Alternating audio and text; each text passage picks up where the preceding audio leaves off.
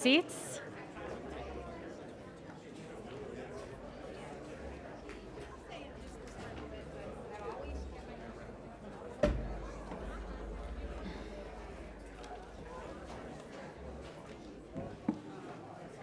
Thank you, ma'am.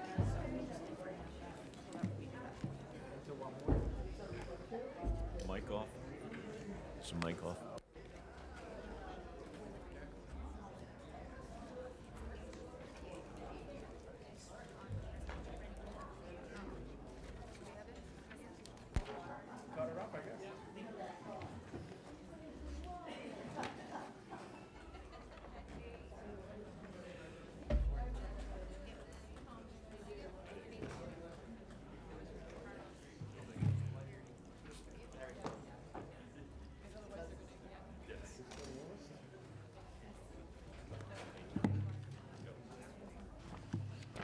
Good afternoon. Administrator Bruzzo, whom will be presenting? Thank you, Madam Mayor, Vice Mayor, Board of County Commissioners. It's my pleasure to present to you my first budget workshop. Sherry will lead it off. Good. Thank you so much. Sherry Brown, Director of OFMB. We have David Behar from the County Attorney's Office and Lisa Master. I almost used the wrong last name there, Lisa, for some reason. Our Budget Director, and Alicia Diabro, our Assistant Budget Director. So we'll kick it off. I have nearly 70 slides. You know how much I love a big, fat presentation, lots of slides with about a 180-page budget package that can go along with it. I'll try to breeze through quite a few of the slides and spend a little bit more time on things that I think is of more interest. This is just our 7 strategic priorities. We discussed these back in February, and they have been the same for the last few years. Our calendar, today's workshop, then on July 1st, we will receive values that we will base our budget on from the property appraiser. And then on July 7th at the regular board meeting, I'll bring an item to the board so that we can set our not to exceed millage. And that is the rate that we can lower, but we can't go higher than that. And then we have our 2 public hearings in September. We did talk this morning about adding a capital workshop, so we'll get that on the calendar for us too. I have some capital slides, but I'll just highlight a couple of things and save the detail for when we meet again.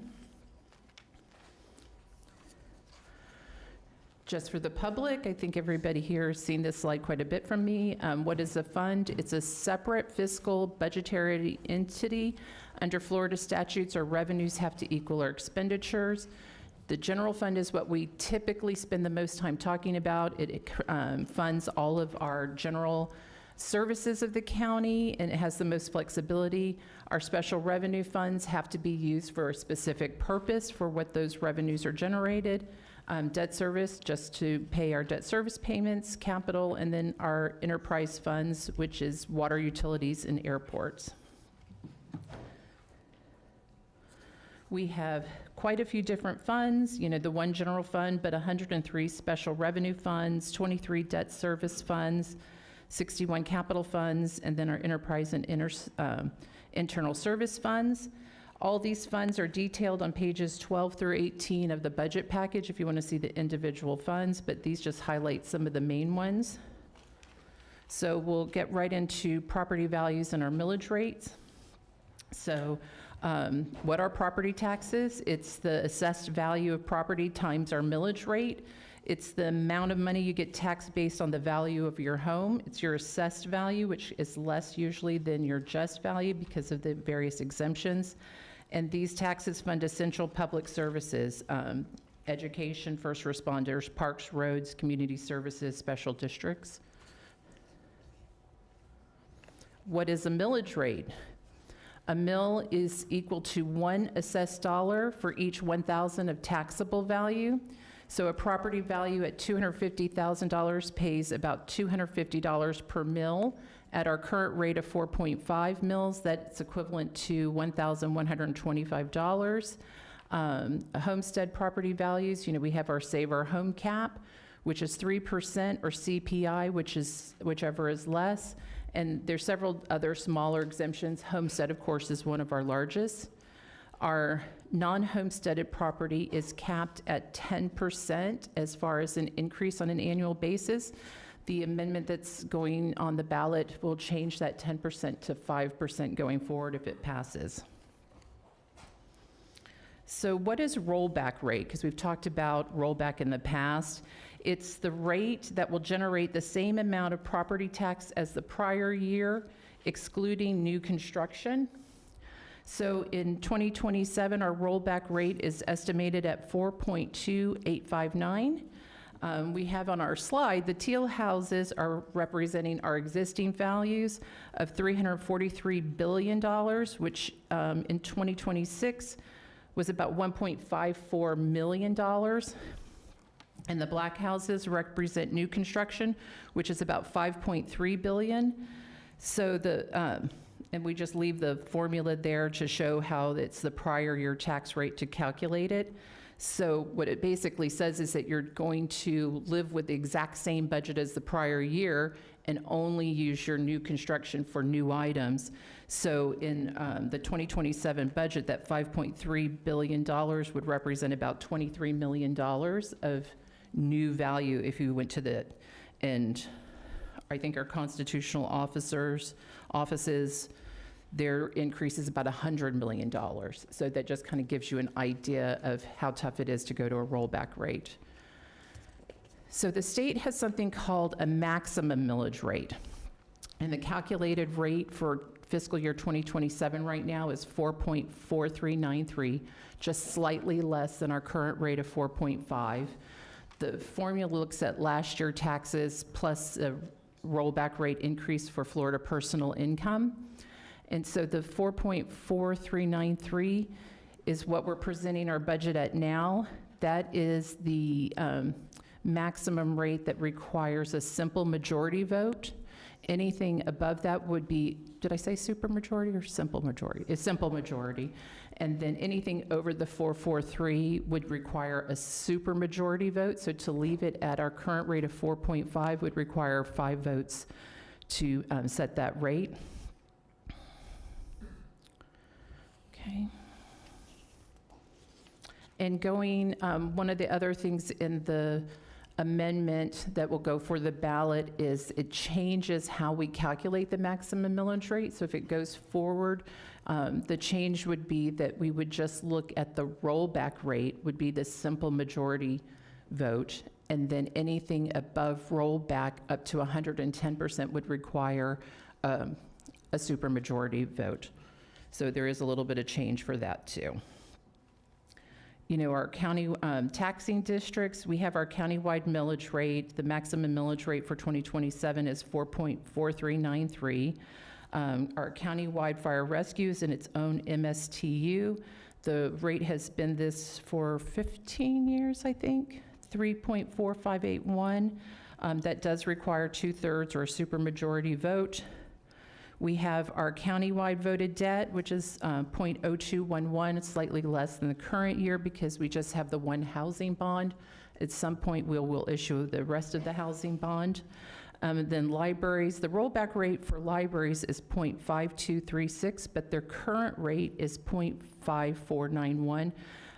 We probably would want to consider leaving it at the current rate only because of the property tax amendment out there. It might make it harder to increase it if we needed to in the future. So we added, this is a slide I don't think we've presented in the past. We wanted to look at what does your bill look like for your unincorporated home. So we looked at the median home of a taxable value of $339,000 house. You know, we have our fire rescue, our library operating if you're an unincorporated, Children's Services Council, the county debt, county operating, and then there's several special districts, the Everglades Construction, Find, Healthcare District, South Florida Water Management District, and then our school board has 2 millage rates. So the county makes up about 51% of your tax bill when you look at the total taxes there, and the school makes up about almost 41% of this for the unincorporated. Now, of course, if you live in an incorporated city, there's an additional rate for the cities that can be anywhere from 1.82 mils up to 9.9. Some of them have their own fire department, some of them have their own library, so it can vary between city to city. Our overall proposed taxes for 2027 is about $2.2 billion. Of course, the general fund is the largest portion at $1.6 billion, and that's based on the maximum millage rate of 4.4393 mils. If we increased it to 4.5 mils, which is the current rate, it would generate about another $22.2 million. Fire rescue is about 511 in property taxes. Library is about 100 million, and then our voted debt is about 7.7 million.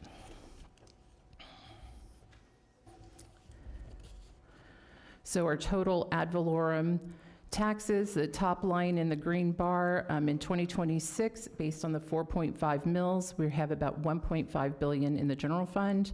For 2027, the proposed is 1.6, so that gives us an additional $80 million in taxes. The countywide voted debt dropped slightly because we paid off our waterfront access parks bond this year. So we just have the one housing bond going forward.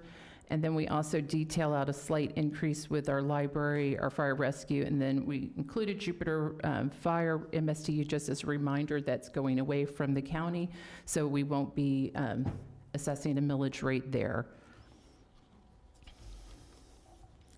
Just kind of a little bit of a history of our property taxes over this last several years. We're currently at $365.7 billion, and that generates about $1.6 billion in the general fund.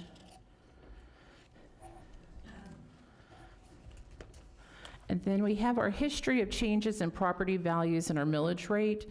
The green line represents our millage rate, and so for 2027, it proposed at the 4.4393, and then our percentage increase or decline in some of prior years and things, so we have about a 6.5% increase in values over between 2026 and 2027. It's just kind of showing that we're still increasing, but it's not increasing in double digits. It's starting to kind of level off.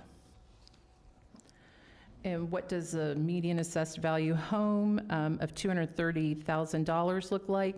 The current homestead exemption would be $51,411, leaving a taxable value of $178,000. Based on our current millage rate of 4.5 going to 4.43, just a slight decrease there.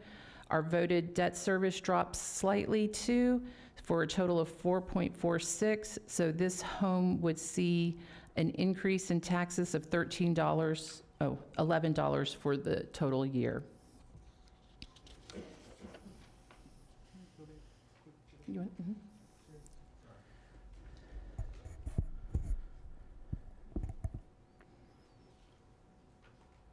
Commissioner, did you want to speak? I'm sorry, can you, I just want to go back to that $11 increase. Right. A little too quick for me, so I was trying to catch up. So the property values for a homesteaded property would increase 2.7 is the maximum increase for under Saver Homes. So CPI right now is at 2.7, so it's slightly less than the 3%. And so you would see just the slight increase of the home value of $6,000. And then the homestead exemption, you know, there was an amendment to change that, so it increases annually also for CPI. So that's why you see a slight $689 increase in the homestead exemption from 2026 to 2027, and then dropping the millage rates. But because the values increased slightly for, you know, at the 2.7%, that's why there's just a slight increase for this home of $11. Okay, I got it. Got it. Thank you.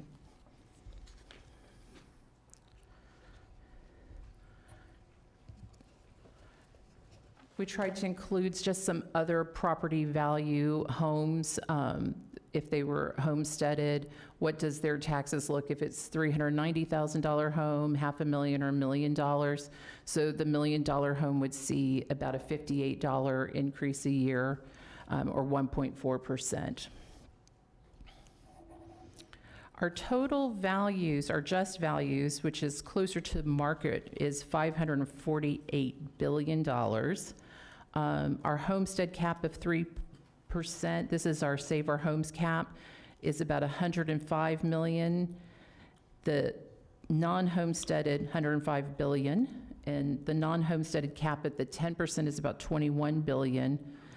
Other various. So our total assessed value is $412.9 billion. So it's about 75% of the just value.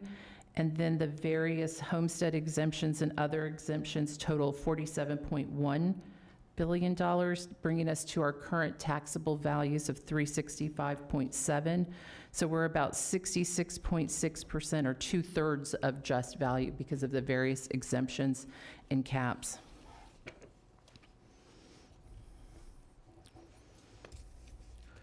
So we picked a random, maybe Lisa at the table's home, and this home was purchased back in 2020, so of course the prior owner had a homestead exemption, so it was capped at the not to exceed 3%, but the increases, in 2019, 2020, 2021 were about 2%. So when Lisa bought the house, in 2022, that's when the recapture of the homestead, and it gets reassessed to current market value. So it went from an assessed value of $165,000 to $304,000, less the exemption of $50,000 to a $254,000 taxable value. Saying all this, with our millage rate has dropped twice since that time, and even proposing a third drop for 2027, her taxes since 2022 have increased 9.5%, but during that same time, her homeowner's insurance has increased 75%. So we wanted to just kind of talk a little bit about, I think that's what a lot of homeowners are seeing, is higher increases in their homeowner's insurance. All right, we'll move on to some of our assumptions in the 2027 budget. So our current, Sherry, one sec. Commissioner Marino, you're recognized. Sherry, what you just said was really important, because what's happening is if people are escrowing their principal, their insurance, and their taxes, they're seeing an increase, but the majority of that increase is from their property insurance. Correct. Not from their property taxes.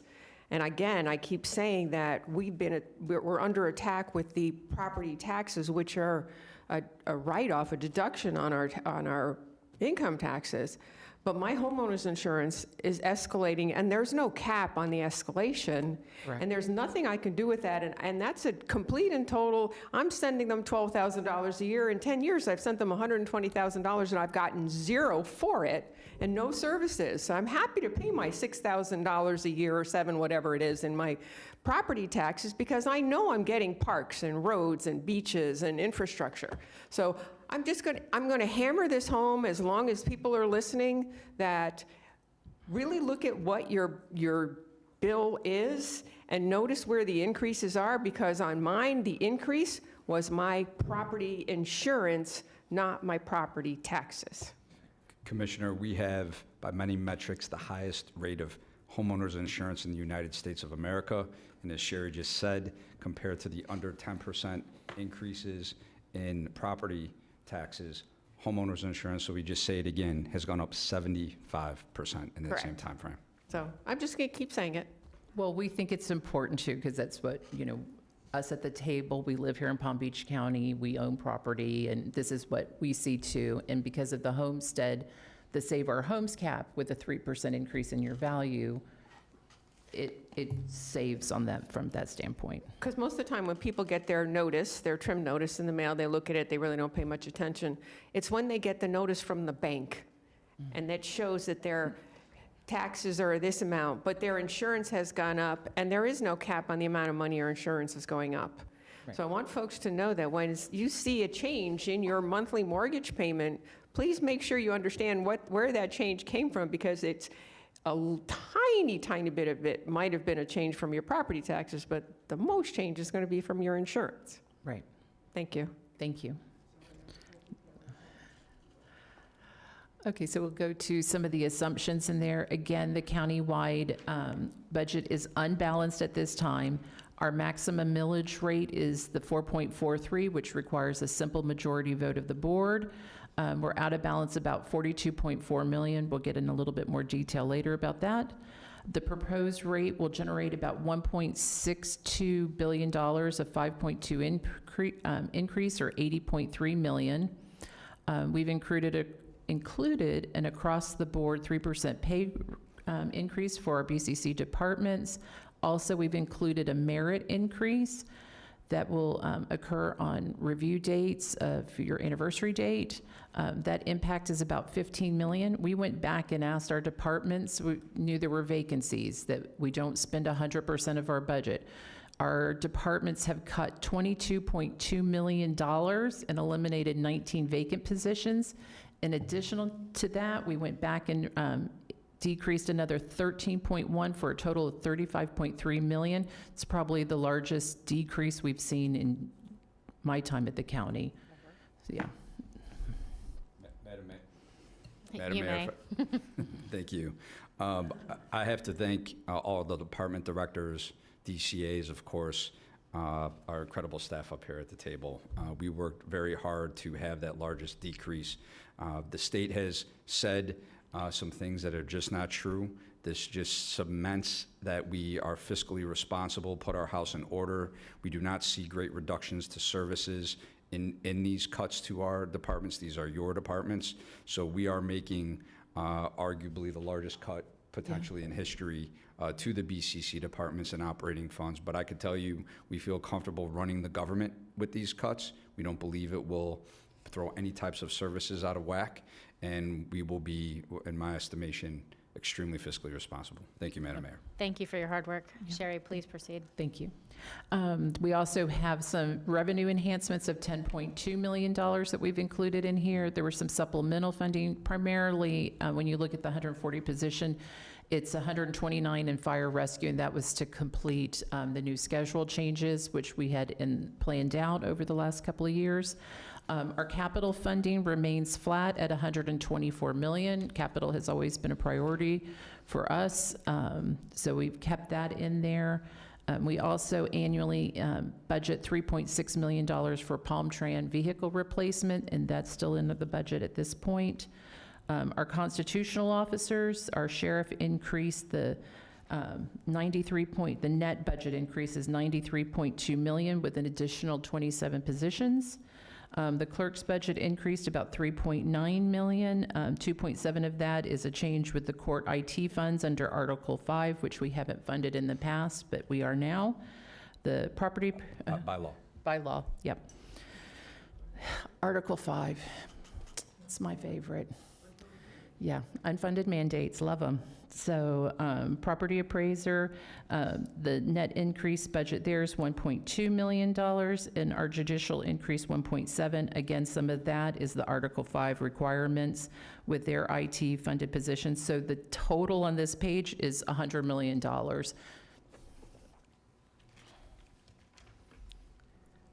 So when we look at our general fund, our revenues right now are about 2.553. Our expenses are about 2.595. So we're out of balance about $42 million. If the millage remains at the 4.5, it would generate another $22.2 million, and we'd be out of balance about $20 million. On the expenditure side, of course, you know, the constitutional offices make up about 50.3% of the budget. Our BCC departments are about $577 million, or 22%. Then we have our capital, our reserves. Our CRAs are almost $90 million now, and then our debt service. So we wanted to kind of show what our budget reductions were. This is the reductions that we've, were 22.2 million in the base reductions, and some of these are included here with some of the eliminations. Probably a couple of the largest ones are in housing and demucking funds of 7.5 and 1.5. However, we still have $43 million in HIP today. We have another $4 million in demucking. We have other grants and ARPA. We have our bond funds that we haven't spent. So we felt like we could take this decrease here because we do have funding available for housing. We still have money in surtax. And then you can see some of the other various throughout all the departments. And the total, again, is the 35.3 million. We have a few revenue enhancements that we've included. One, to help balance the budget, we brought back the beach parking, which is almost $9 million. That if we added it to the remaining 14 beaches, then it would generate about $8.8 million. Animal care and control has some very minor revenue increases for tags and citations. And then under our community-based agency, Children's Services Council is giving us $1.1 million to help fund some of those projects. And so we have a total of new revenue sources of almost $10.2 million. On slide 29 is some of our supplemental additions. There's 11 positions. 10 are in the BCC, but 5 of them were for ocean rescue lifeguards. Out of the $7 million, a little over $5 million is our courts and constitutional offices for the Article 5 that we've talked about earlier, and some very minor things throughout departments that we have added to the budget for various reasons. So our sheriff's budget has increased. His proposed budget is 8.66% higher than his current year budget. If we lower it $42.4 million, which is what we're out of balance, it would still be almost a 5% increase over the current year. And that would get us to the current millage rate of 4.4393. We did a couple of other scenarios if his increase was 3%, or if no increase at all. If we kept his budget increase to 3%, we would see a $61.6 million drop. And then, of course, keeping it flat would drop his expenses to by $94 million.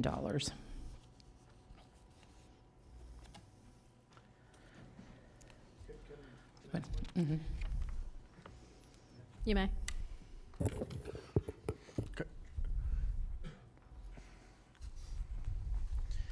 Sorry, am I understanding correctly? Am I understanding correctly that the millage would drop from 4.4393 to 4.973? Oh, if you kept the... If you kept his budget flat with 2026, which would mean taking no 94 million increase. off of no increase at all, then it would be equivalent to his increase. His $94 million increase is equivalent to about 0.1420 mils. So the increase that the sheriff requested was what, 94? Is $94 million. Got it. It's about 8.66% over his current year budget. Thank you. So there has been some interest over the years about creating a law enforcement MSTU. It's a mechanism to fund a particular service from ad valorem taxes. The PBSO budget has 3 major priorities: law enforcement, county functions, which is the jail and court services, and then he has municipal private contracts that has its own funding source to fund those expenses. So an MSTU to fund law enforcement for the unincorporated county, it would have to be created by January 1 to be able to levy taxes. So if we passed an ordinance before December 31st of this year, in fiscal year 2028, we could levy a millage rate at that time. To pass an ordinance would be just a normal 4-vote, simple majority vote. To set a millage rate in 2028, since there had never been a millage rate for this particular type of a special district, it would require a unanimous vote of the board to set the millage rate. The maximum millage rate allowed under the county for MSTUs is 10 mills, and we currently have 3.4581 for our fire rescue department. So the new MSTU could only be for 6.5419, and that would be for the unincorporated areas for the law enforcement piece.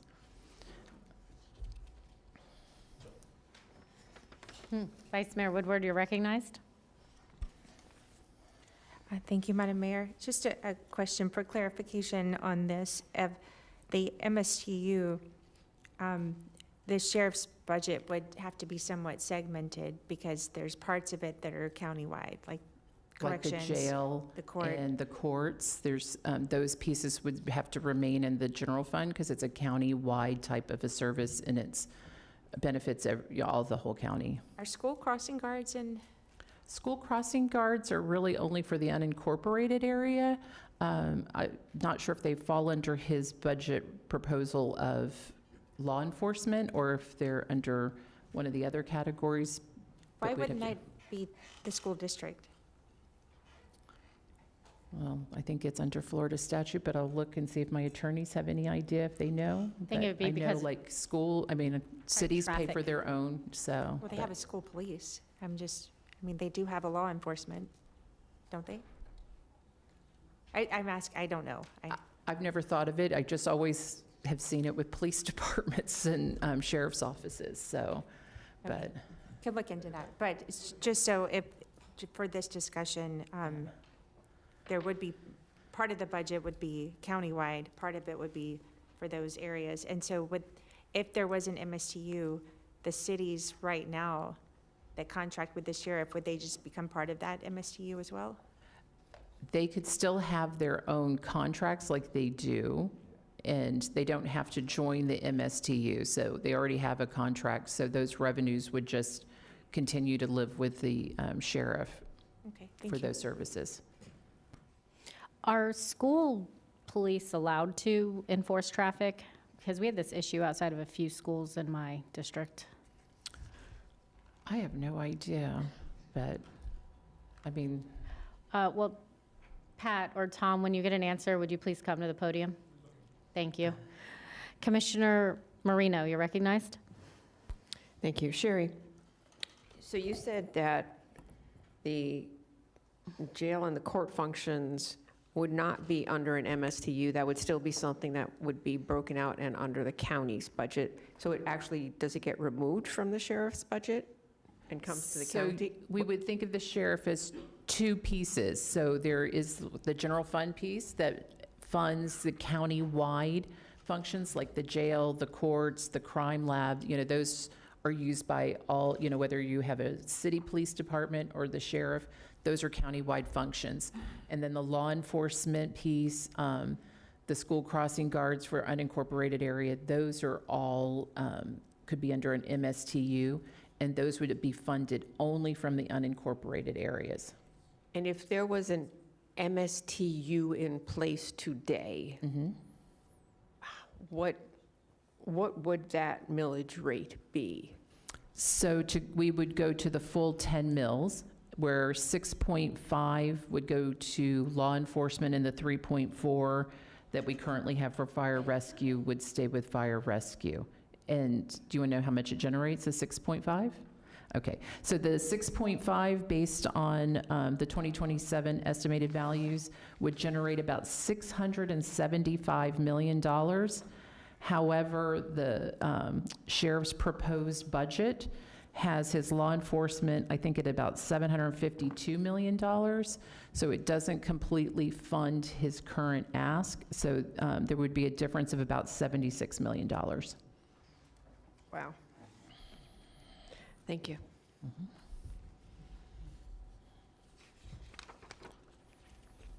Commissioner Weiss, you're recognized. I just had the same question, so.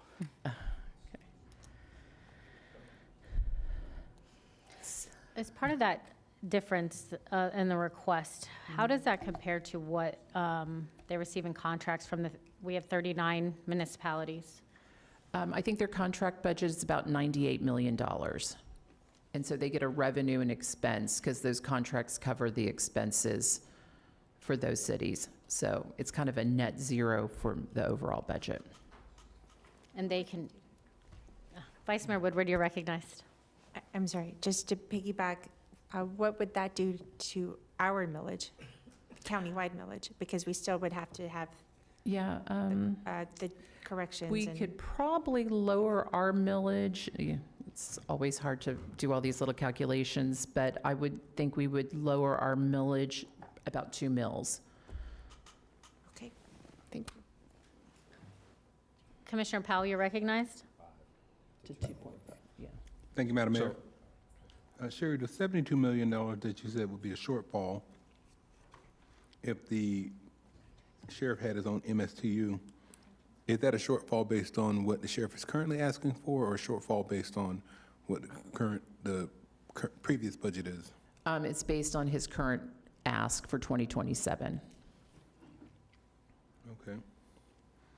And then we're talking about if, I think the situation was, if there are other contracts, if we were able to reduce our millage and the sheriff has a different MSTU, what does that do to property owners, or what does that do to property taxes? Does that keep it flat, or we see them, we see the sheriff have an increase, but if we were to do a decrease, would that make everybody even, or do they ultimately see an increase?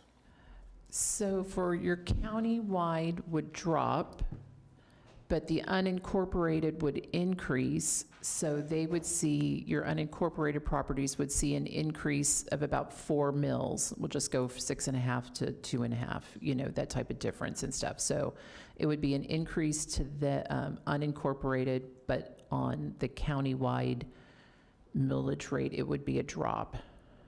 So this would, I'm sorry, follow up? So that'd be only for the unincorporated? Correct. Currently, with the sheriff being rolled into our budget, everyone pays that, correct? Correct. Okay. Thank you. Commissioner Flores, you're recognized. So talking from a city standpoint, cities then pay county millage, correct? And then they have to go to their cities and pay for their law enforcement. Is that correct? You're talking about a city that has their own police Let's use Green department? Acres, my old stomping grounds. Do they have their own police department, or are they under a They contract? use PBSO. So they're paying county millage, then they're paying city millage, and then the city pays PBSO contract. So now they're basically, No, they're going to still pay their contract out of their city millage. They would just see a drop in the no, county I millage. understand. Yeah, I'm okay. just setting where things are today. Correct. They are paying county, but they're not getting PBSO services. They have a contract with PBSO, which is in addition to. Right. I'm just clarifying that so that everybody at home understands that even though a municipality pays county taxes, they still have to contract Correct. with a police department, whether they have their own and pay for it out of their own budget, or contract with PBSO. So they're essentially paying county and not getting services for PBSO unless they hire and They- pay additionally. But they still, whether they have their own police department or under contract, they use court services, they use jails, they use a lot of the other services, and there is backup, Right, they're using some, but not all. not some, correct. Thank you. Commissioner Sacks, you're recognized. You made that point perfectly, so I appreciate it. Because people don't realize, we don't have city jails anymore. I don't think we ever had it in Palm Beach. But we have a county jail, and it's expensive. But it's a burden that we all share, and I'm glad that you differentiated that for the commissioner. Right, So I thank you. appreciate it. Thank you. Vice Mayor Woodward, you're recognized. Thank you, Madam Mayor. Just because this is new for us to discuss, but we have like a library MSTU, that some cities don't do a library system. They're in our library MSTU. So why wouldn't this be the same thing if we were going to set it up? Right, so the library is considered a dependent district, so their millage rate of .54 is added to our 4.5. So as a county government, we get two 10 mil caps. So we get it for our general fund plus our dependent district like the library. And then we get a second 10 mils for municipal services, which can be used for police, fire, and some various items like that. So after this, if this were to pass, it says here that the BCC would set the millage rate for the first one. Would we have to continue to set the millage moving forward? Correct, yeah, it's a county millage rate, it's a county MSTU, it's our special district, just like fire rescue. We would just be using a portion of it for law enforcement. So the two then, those two can together get to 10. So we're Correct. basically slicing up the pie on who gets what out of that 10. Correct. Okay, thank you. Commissioner Marino, you're recognized. Thank you. Sherry, so currently, and this is something that a lot of our taxpayers don't realize, they are paying for PBSO services that are not policing services, as you said, the jail, court services. And what other services might those be? The crime lab, the jail is the biggest piece, court services. I mean, he has helicopters, and I'm doubting most cities have helicopters. So, he provides other law enforcement services throughout the county and provides backup if there's a need in a city that needs his services. So there are other services. To what extent, I don't know, but yes. And if we went to an MSTU, those services would still happen. They would remain under the millage rate of the county. Correct, correct. Okay. Yeah, it's always going to be a county district. It's our district. We would always set the millage rate for it. It would be a dedicated funding source for law enforcement. Okay. And if we do that, though, if we separate that out and the MSTU, the sheriff has an MSTU, and then the jail and the court services come to the county, who's actually running that service? Who's actually running the jail? Well, the sheriff would still run the jail. So we would He be currently paying has him. it. We Yeah. would be paying him separately. Right. It would almost be like an exactly what we're invoice for doing today, services. other than pulling law enforcement into a separate fund. Right. Okay, thank you. Commissioner Sacks, you're recognized. Thank you so much. We have a lot of law enforcement. We have city police, we have highway patrol, FDLE. Now we have other police forces as well. We have court services, police. At some point, maybe, perhaps, we could get, so everyone would understand how much police that the state has and the levels.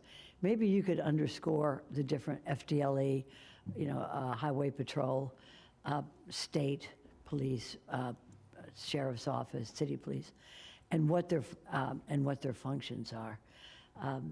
I could help you with that if necessary, but I'm thinking that's a good idea for Tom Nadler. I thought he was sitting over here. And we have Tom Nadler. That's a police force in itself. But he and I would love to have a project together, so, Oh, I yeah. bet.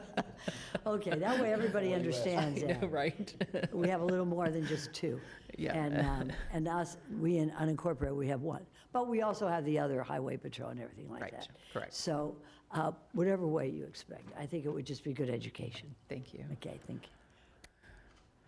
All right, well, keep moving along. Or you Real wanna quick, have a I have a few questions. Mhm. The MSTU that's being, if we went that way,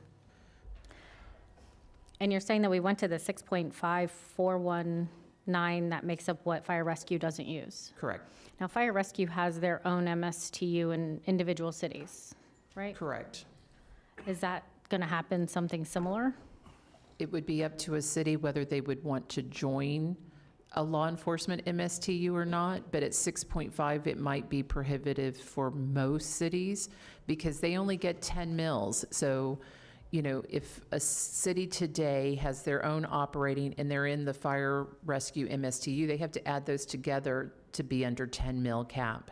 So a city only gets the 110 mil cap.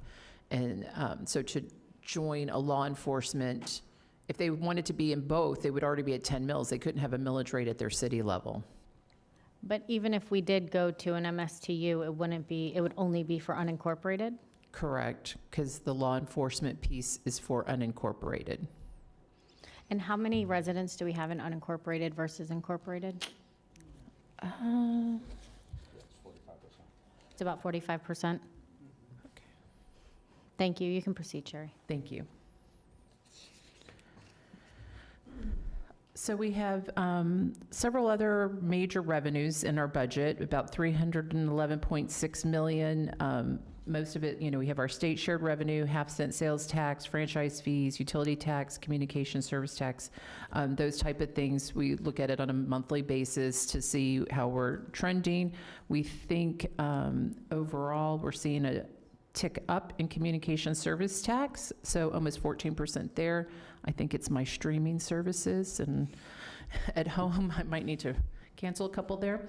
And then, of course, our gas tax down below, which is slightly less than our current budget. But overall, we look at those, and those, we talked about those in February, that those are all at the maximum rate that we could do. Go on to their next slide. This is just ad valorem funding highlights. It's not meant to be a full, it doesn't include all of the staffing time of our 7 strategic priorities. Housing development, in the past, we've always had our HIP dollars and demucking dollars there, but our proposed budget does not fund those in 2027. But again, there's still $43 million in HIP funds today. There's still $4 million demucking, and there's funds in ARPA, our bonds, various grants, and our surtax. Commissioner Powell, you're recognized. Thank you. The current budget won't, the next budget won't fund HIP. What happens to the match program that we just talked about? Because those funds are in a different pot, right? Did we use HIP for? In fee and lieu. Or in lieu. We still have HIP that's not allocated yet, so we would still be able to do a match program for it. And we could look at our surtax dollars. We have some dollars there that we could look at how to allocate those. Thanks.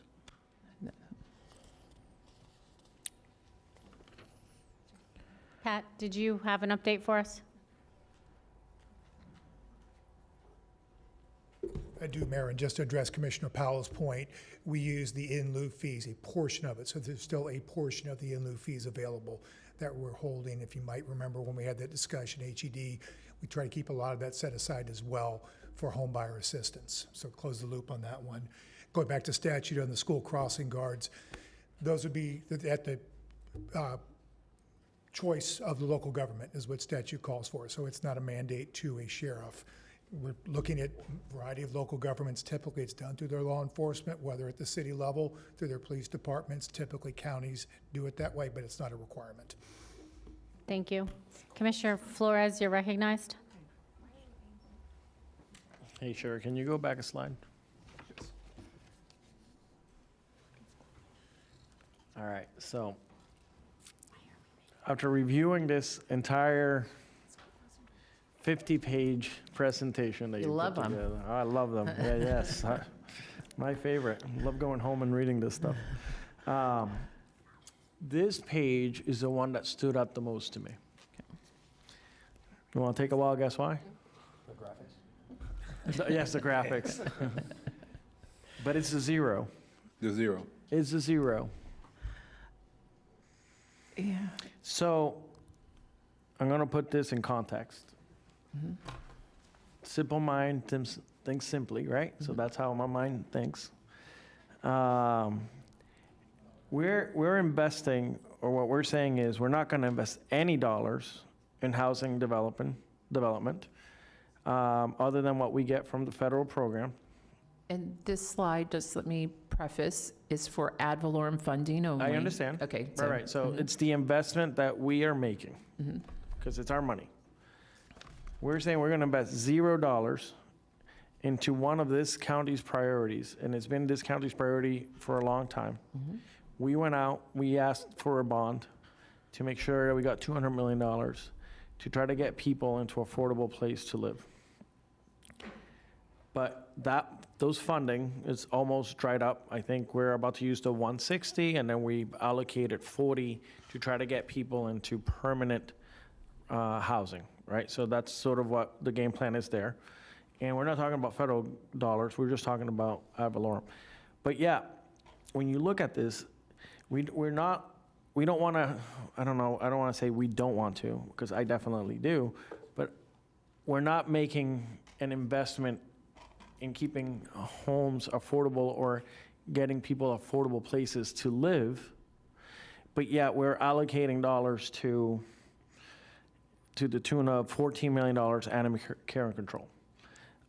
We are allocating almost $18 million to the unsheltered, which, by the way, is a smaller population than your average worker in the community.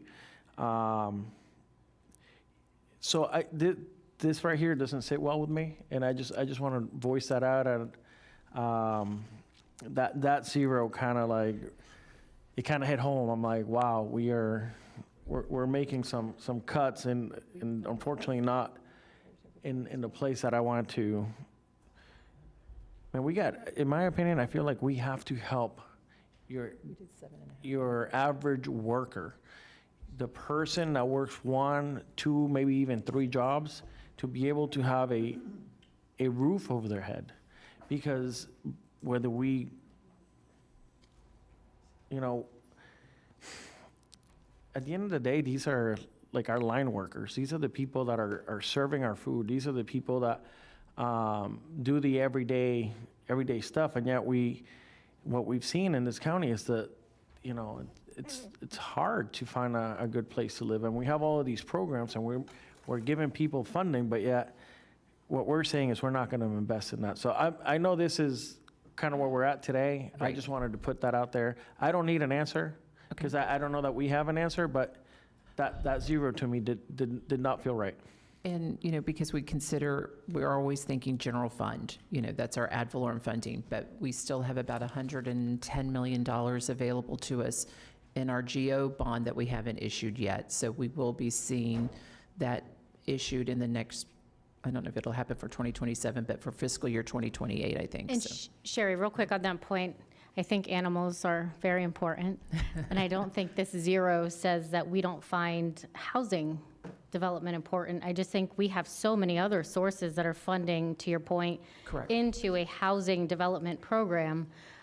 And just going over them, how much is left of the bond to go towards housing? 110 million. So 110 million right off the top. So this zero is just saying ad valorem isn't going to For that. the general fund portion, And yep. then what are the other funding sources? We have funds left in surtax, some of the ARPA replacement funds. Do we have any of those numbers, or would you have rough ideas? Is Jonathan Brown in the house? Mayor, while Jonathan comes up to the front, I do want to bring up one other unintended consequence potentially from the property tax initiative by the governor. One thing that you will be asked if this passes as a board in approving affordable housing projects or workforce housing, we may not get any tax dollars from those developments, which means all the impact falls on us without any way to fund those impacts. So that is another unintended consequence, Commissioner, as we talk about affordable housing moving forward. Thank you. Jonathan, would you be able to shed some light on the funding sources we have for housing? Yes, we've had this conversation with OFMB, and what we were able to do was identify the additional ARPA dollars that we have available, the additional infrastructure surtax dollars that we have available as well. And we've used that as part of the conversation that we'll be bringing to the board on July 11th regarding the next housing bond projects.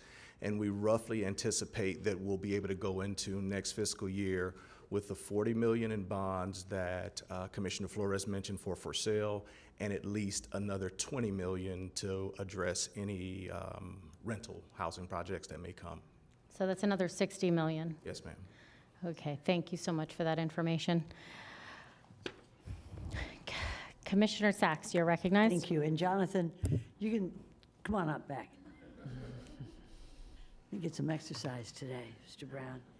It's because of you and your team that we've had not to dip into ad valorem for these issues. Because, and this has a double star, and it says, includes funding from other sources. Thanks to you and our state and federal partners, that we have grants and bonds that we're able to finance these housing projects. Also to our developers who put aside some of the monies for us to use for workforce housing in other areas. So thank you, Mr. Brown, for what you do. I like to see that zero there. But maybe you could, this is educational, maybe you could inform all of us in an email all the sources of funding that comes that helps to make Palm Beach County a home for so many persons who can't afford it. Appreciate it. Yes, ma'am. Thank you. And Commissioner, if I can add, it's really because of this board. One of the things that we do in housing and economic development is loans and not grants. So we continue to generate monies coming back in. So when you don't see us making a hard push on ad valorem, it's because of the loans that are coming in that we're able to use and recycle to do things like the Senator McManard building, or if we're able to contribute to other types of projects. It's those dollars that come back in because we provide loans, whether they're low interest loans or no interest loans. We're providing loans that bring your monies back into your community. Thank you so much. Commissioner Powell, you're recognized.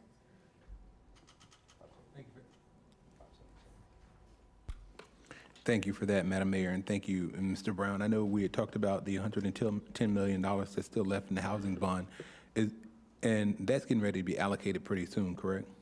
Yes, sir. July 11th, we'll be bringing recommendations to the board. Okay. July 7th, I'm sorry. Okay, and I know I just did want to add to the fact that kind of like Senator Commissioner Flores, that number did stand out, the zero when it comes to housing. As we continue to dig into this property tax conversation, one of the comments I made when we were in Tallahassee, myself and the administrator, the sponsor of that legislation that passed in special session stood up to the podium, and this is just educational, and he indicated that when people are campaigning, the only thing he's hearing about, one and two, the top two things are, he said, in the top two is property taxes. And then he also talked about Palm Beach County, more so Miami-Dade. But the idea in Palm Beach County, the top thing that I'm not hearing about, the top two, and I made sure to put this on the record, were not property tax. The top two that we were hearing about in Palm Beach County were housing costs, period, people being able to afford rent or a mortgage or a purchase of a home, and traffic, of course, a couple years ago, now followed by property insurance. But this number, although I know we have other pots, it did, like Commissioner Flores, it did stand out to me as well. So I'm glad that we'll continue to put an emphasis on this, because when I talk to people in my district, the number one thing people are looking for assistance with is housing, whether it be renting or purchasing. More so, I would like, and we as a board have talked about more purchasing, but people are really hurting right now. And I don't think, back on this conversation about property taxes, the property taxes, although, it's a conversation, the people who I'm dealing with, they're not hurting because of property taxes. Thank you. Commissioner Marino, you're recognized. Thank you, Sherry. Historically, and I understand it actually says a lot for our departments that we've been able to fund this without ad valorem tax dollars. Historically, as we have zero here, what has it been in the past? So in the current 2026 budget, we funded 7.5 million for the HIP program and 1.5 million for demucking. The year before that, I think it was 10 and 3, or 15 million and 3. So we've put a lot of money in over probably Were the those last ad 5 valorem years. dollars? These are all ad valorem dollars. And that was the reason why we eliminated this year, because we have so much still carrying forward for the program and these other funds. Okay, thank you. But we did, yeah. Commissioner Weiss, you're recognized. Yeah, and I appreciate this conversation on housing development, but there's also another piece that's missing. We have inclusionary zoning here. We require a contribution when anybody's building more than 10 units in Palm Beach County and unincorporated. They have to contribute. And typically it's done in units, not in dollars, which is actually even better. But you don't account for any of that. It needs to be accounted for. The public needs to understand that we are deriving value in housing for them based on, actually on quite frankly, it's going on the backs of other, either if it's being rental properties that they're developing, they're going to be contributing from there, or if it's in for sale, they're going to be contributing on the cost of those units as well. So there's a lot more that goes into housing development than simply ad valorem dollars. And I think it's important that we get a full picture. So I'd ask that you all put together an analysis and share it, because I think it's important for the public to know as well as for us. Thank you. Vice Mayor Woodward, you're recognized. Thank you, Madam Mayor. I just wanted to say, I'm glad we're having this discussion. It's interesting because you get two sides of this from speaking to the public about where their tax dollars go. And there is some heartburn out there when people hear, my tax dollars are going to help some other person get into a home, and I feel like I can't afford it. Like, this is some of the stuff that we hear. But what you're showing us is our departments have done a pretty good job finding alternative sources, or we've saved up before and we have a pot. So it's not that we don't have it, but always looking for another source that's not property tax. So we were almost a little ahead of the game when it comes to trying to get less property taxes to pay for things that are deemed not a core service, which is going to be part of a future conversation if this were to pass. I don't know that housing is considered a core service, according to other people. But anyways, any of these departments could start lowering where we have to pull ad valorem funding, not because we're not spending the money or supporting these departments or these programs, but because we found a different way to get it. I would just encourage more of that. So I think there's two ways to look at this. And any departments that can bring us lower numbers because they found a different source, I would just like to say thank you and keep working on that. Thank you. Sherry, how much money do we have left over of the demucking dollars that will be moving forward? 4 million. So even though we're not adding that extra 1.5, we still have 4 million yeah. in demucking dollars. I just wanted to confirm that for anyone who was listening. And then also, how much do we have left in the other? The HIP. The HIP, correct. The Housing Initiative Program is 43 million. All right, so we have 43 million still in there. That answers that. Thank you. Thank you. If you would please continue. Okay. All right, here's our general fund expense history. Our BCC departments, we look at some actual expenses over the year. Take you all the way to the far right on the first line. Our BCC departments are still down 1%. That's the $35.3 million worth of cuts, but there were some additions for salaries and other various items. And we detail out the sheriff's. This is the gross expenses. This isn't the net of his revenues that increases the 99.1. Other constitutionals, our debt service dropped just slightly, $3.4 million. Our CRAs, we're estimating them to increase about 5.6. They're almost $90 million now. So Did I make that face out loud? Capital, again, we wanted to keep it flat, so we still want to try to fund our capital. And then we have our non-departmental, which is, funding that we do for healthcare district, the health department, Tri-Rail, general government, FAAs, there's a whole list of them. And those are slightly less there also. And there's a detail of each department on page 134 of your package. Oh, I went too fast. Yeah, so. Madam Mayor, Board, I think this is a extremely important slide. And I'm going to call it like it is.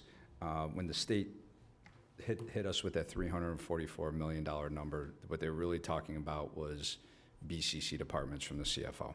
If you look at this slide, the lowest line of the increases, and now you see a decrease with the 35 million we are reducing in county departments, is the lowest line on the slide. When we were hit with that number, they were really talking about a pot of $609 million, which would, in this number, it's now reduced to $577 million. So a $344 million reduction would be to operate all our BCC departments at a rate of $233 million. Impossible. But this shows everyone in the public the fiscal responsibility of this board have kept the BCC departments rising at the lowest rate of any taxing district in the county, and we are the only ones that are now having a reduction on this chart. Thank you, Madam Mayor and Board. Thank you. Commissioner Sacks, you're recognized. I think this is a significant notation, and I'm glad you mentioned it, County Administrator, because I was getting the greens mixed up. But you're absolutely correct. When people talk to us at meetings and things, yes, they do complain about cost of living, cost of gas, traffic. They also complain about the cost of government. And what they want is an efficient government. And I think what you've done and your team has done is really same services, but more efficient in bringing those services to the people. So this is notable, and at some point, Mr. Oddie, we may want to point to this as showing that we use our taxpayers' money to the best of our ability as a government. I'm real proud of that. Thank you, County Administrator, and your team. Thank you, Commissioner. Commissioner Marino, you're recognized. Thank you. Since you brought up the CFO, did we ever get a DOGE report? They were here in August of last year. Did we ever get a report? We did? We did receive a DOGE report. There was very limited information in the DOGE report, which was not actually compiled by the CFO. What we did not receive, I submitted several public record requests to the CFO asking how he got to that $344 million number of fraudulent or wasteful activity. He has not complied all these months to several public record requests by law, submitting to us how he came up with the numbers, formulas, any information, any working documents. So we have nothing to be based on. And again, I offered also to him personally to sit down so he can learn how our budget works and how our BCC departments in this very, or out of that 609 million, how we actually function and operate, and he has not acknowledged that. And so from DOGE, we got minimal at best. Yes. And how many hours of our staff time did we spend on that? Actually, we have the exact number. I will get that to you. That's fine. I mean, it was an expenditure of time and money for us to fill that out, correct? Millions of dollars, Commissioner. Okay, and of which we haven't gotten anything really tangible back from them. Not in my opinion, no. Okay, and then we've gotten nothing from the CFO. Zero. So our budget is based on the efficiencies that we have had from past years. I mean, I don't know how we're supposed to run government. And you're doing a wonderful job of trying to cut the budget now. I know you've looked at jobs that have been vacant, programming. We're looking at fees. We can never be a fee-based government because that's not something that you can budget. And also, how would that affect our bond rating if we were a fee-based budget as opposed to a tax collecting budget? So these are just some questions and some thoughts. So I don't think there's a need for an answer. I think I was just sort of putting it out there. But again, DOJ didn't give us anything to work from. No. And nor did the CFO. So we're doing our best to work with the dollars that we have with all of your hard work from the budget department. So thank you. Thank you, Madam Mayor. Administrator, I have a quick question. So is it your professional opinion that the CFO made up that number? Without any documents, ignoring several public record requests, as a former CFO and Clerk Caruso, as I used to serve in Clerk Caruso's position, government transparency is one of the most important, or is the most important aspect as a CFO, I would argue. The CFO himself based his public comments around transparency. To ignore, by law, multiple public record requests, I would have to assume that he does not have information to provide.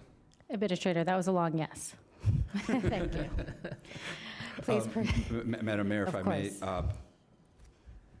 course. Commissioner Marino, you bring up an excellent point, and I think it's quickly to address it, our bond rating. I just sat through hours between the three main credit agency that award us our main AAA bond.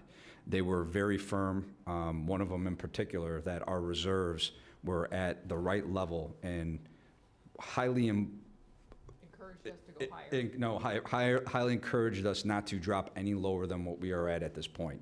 I will tell you that if this property tax initiative goes into effect, they look at us based on revenue, what we have coming in. There is no feasible way that they will not look at dropping our bond rating without revenue, without actual set revenue that they know is coming in. And Sherry, I don't know if you want to address that any further, but we are truly looking at a bond rating, which means for the public, when we drop from a AAA, which is the best you can possibly be, and that is due to you, the Board of County Commissioners, sincerely, of maintaining that. When we borrow money for our capital improvement projects, all the projects that our community loves, we will be paying more in interest, and it will be a significant impact to our budget. Yep. Sherry? Yeah, I'm going to agree with everything there. And, you know, they do look at our reserves. They want to know what's going on in our economy. And they have always been very supportive of Palm Beach County because we have a diverse economic base here. And so it's going to be an impact. So we'll have those. Sherry, quick question since it was mentioned. Mm-hmm. When they issue bonds, are we locked into that current rate as soon as they issue it, or does it fluctuate? Right, no, we do a set rate. We don't do a variable rate typically. We have in the past, but we don't have anything going forward. So it would be a fixed rate over a 20-year period. And then we're always looking to see if rates drop, if we can refund, like refinance our bonds. And we're going to bring you an item because we think we can refund a bond soon. And you'll see that in July probably. We just earlier today, and is this the best course then, pausing all of our capital projects potentially to be bonded? Madam Mayor, we have not paused any projects. We are just doing a budget workshop. Not a budget workshop, a workshop based on all our upcoming projects to get direction from the board. But that would be an argument to be made. Do we go now with the potential of bond ratings rising for us, interest rates?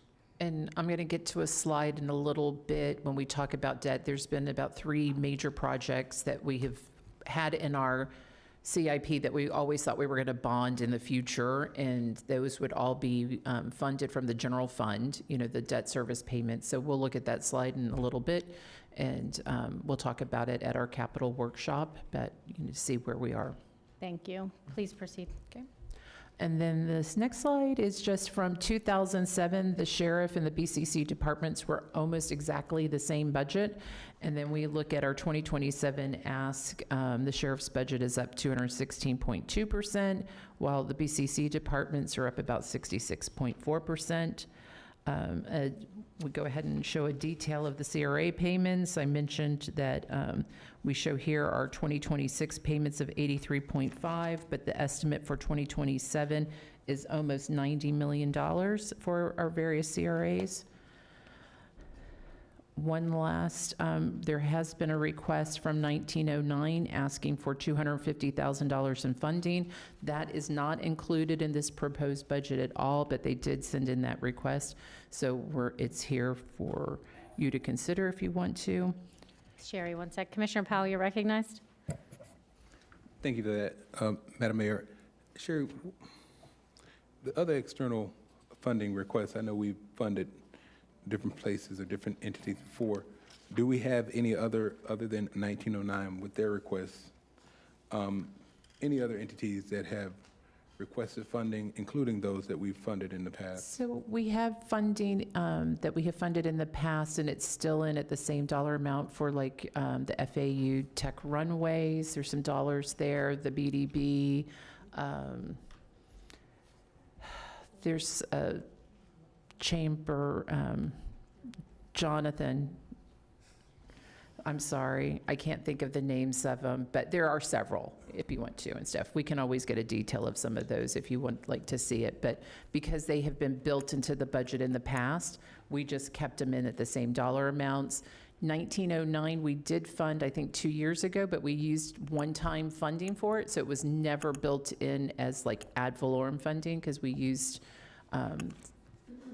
some dollars that came from a parks project or something.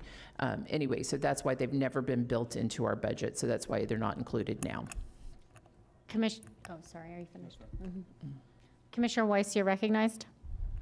Yeah, actually, the 1909 funding came from the refunding of the grant we gave to the city of West Palm Beach for the photographic center. Graphics, okay, couldn't remember. And but that's okay. That's why it takes all of us together to remember all this stuff. But I know Shayna Ostrovitz from 1909 is here, and I have some questions for her. Shayna, oh. Thank you. And so, as you know, I was involved last time with the grant. Can you tell us what you did with the previous grant we gave you? Yes, absolutely. And thank you, Commissioner Weiss and Mayor and Commissioners. And it feels a little awkward as we're talking about budget cuts to be up here with the proposal for funding, but I do want to say that together we've helped numerous small businesses and entrepreneurs scale their companies here, generating more tax income. So just to give you a little background, we provided technical assistance, mentoring, and business operational support for close to 50 businesses scaling here in Palm Beach County.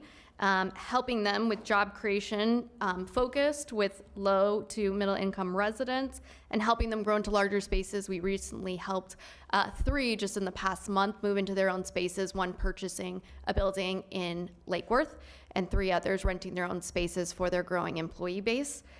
We've created pathways and direct connections to capital. We created our own Palm Beach County Investor Group, bringing together 39 investors from angel capital to VC funds from all over the state here to Palm Beach County to fund our local businesses.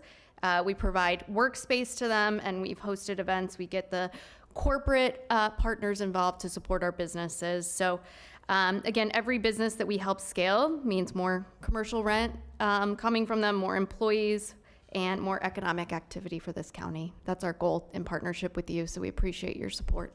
Do you have any idea on the economic impact that you made over the last 2 years? Yes, so I believe we have over the past 3 years, that's usually what we track. Last year, I believe it was $90 million in economic impact to Palm Beach County and 300 jobs. And with that, these are people that live here in Palm Beach County that you're helping. These Yes. are not, you're not bringing new businesses here. You're helping people here create and start and grow their businesses here in Palm Beach County, our Yes. residents. Is that right? Absolutely, yes. All right. Yes, and we actually do have people that we have attracted here as well to come and work for us, even though, you know, the BDB is doing the large-scale businesses. We have several entrepreneurs that are coming here now because they see this as an innovation hub that we're helping create. Okay. Is there anything I should have asked you in regards that you want to tell the board? No, just we really appreciate your support. We believe with continued funding, we'll help the small business owners and entrepreneurs that will continue building the economic vitality of this community and we appreciate it, and we hope to continue partnering together. Thank you for your time. Thank you. And if it is a funding, there may be an opportunity with CDBG dollars to fund 1909 through CDBG. If it's something that you're interested in, I can ask Jonathan again about that one. So, Thank you so much, Madam Mayor. Commissioner Powell brought up a really good point. There are a number of organizations and agencies and nonprofits that we fund. Every year we fund them. This is the first time this good organization has asked for funding. And I think it's an excellent organization, but I'd like to know what they do, what kind of return.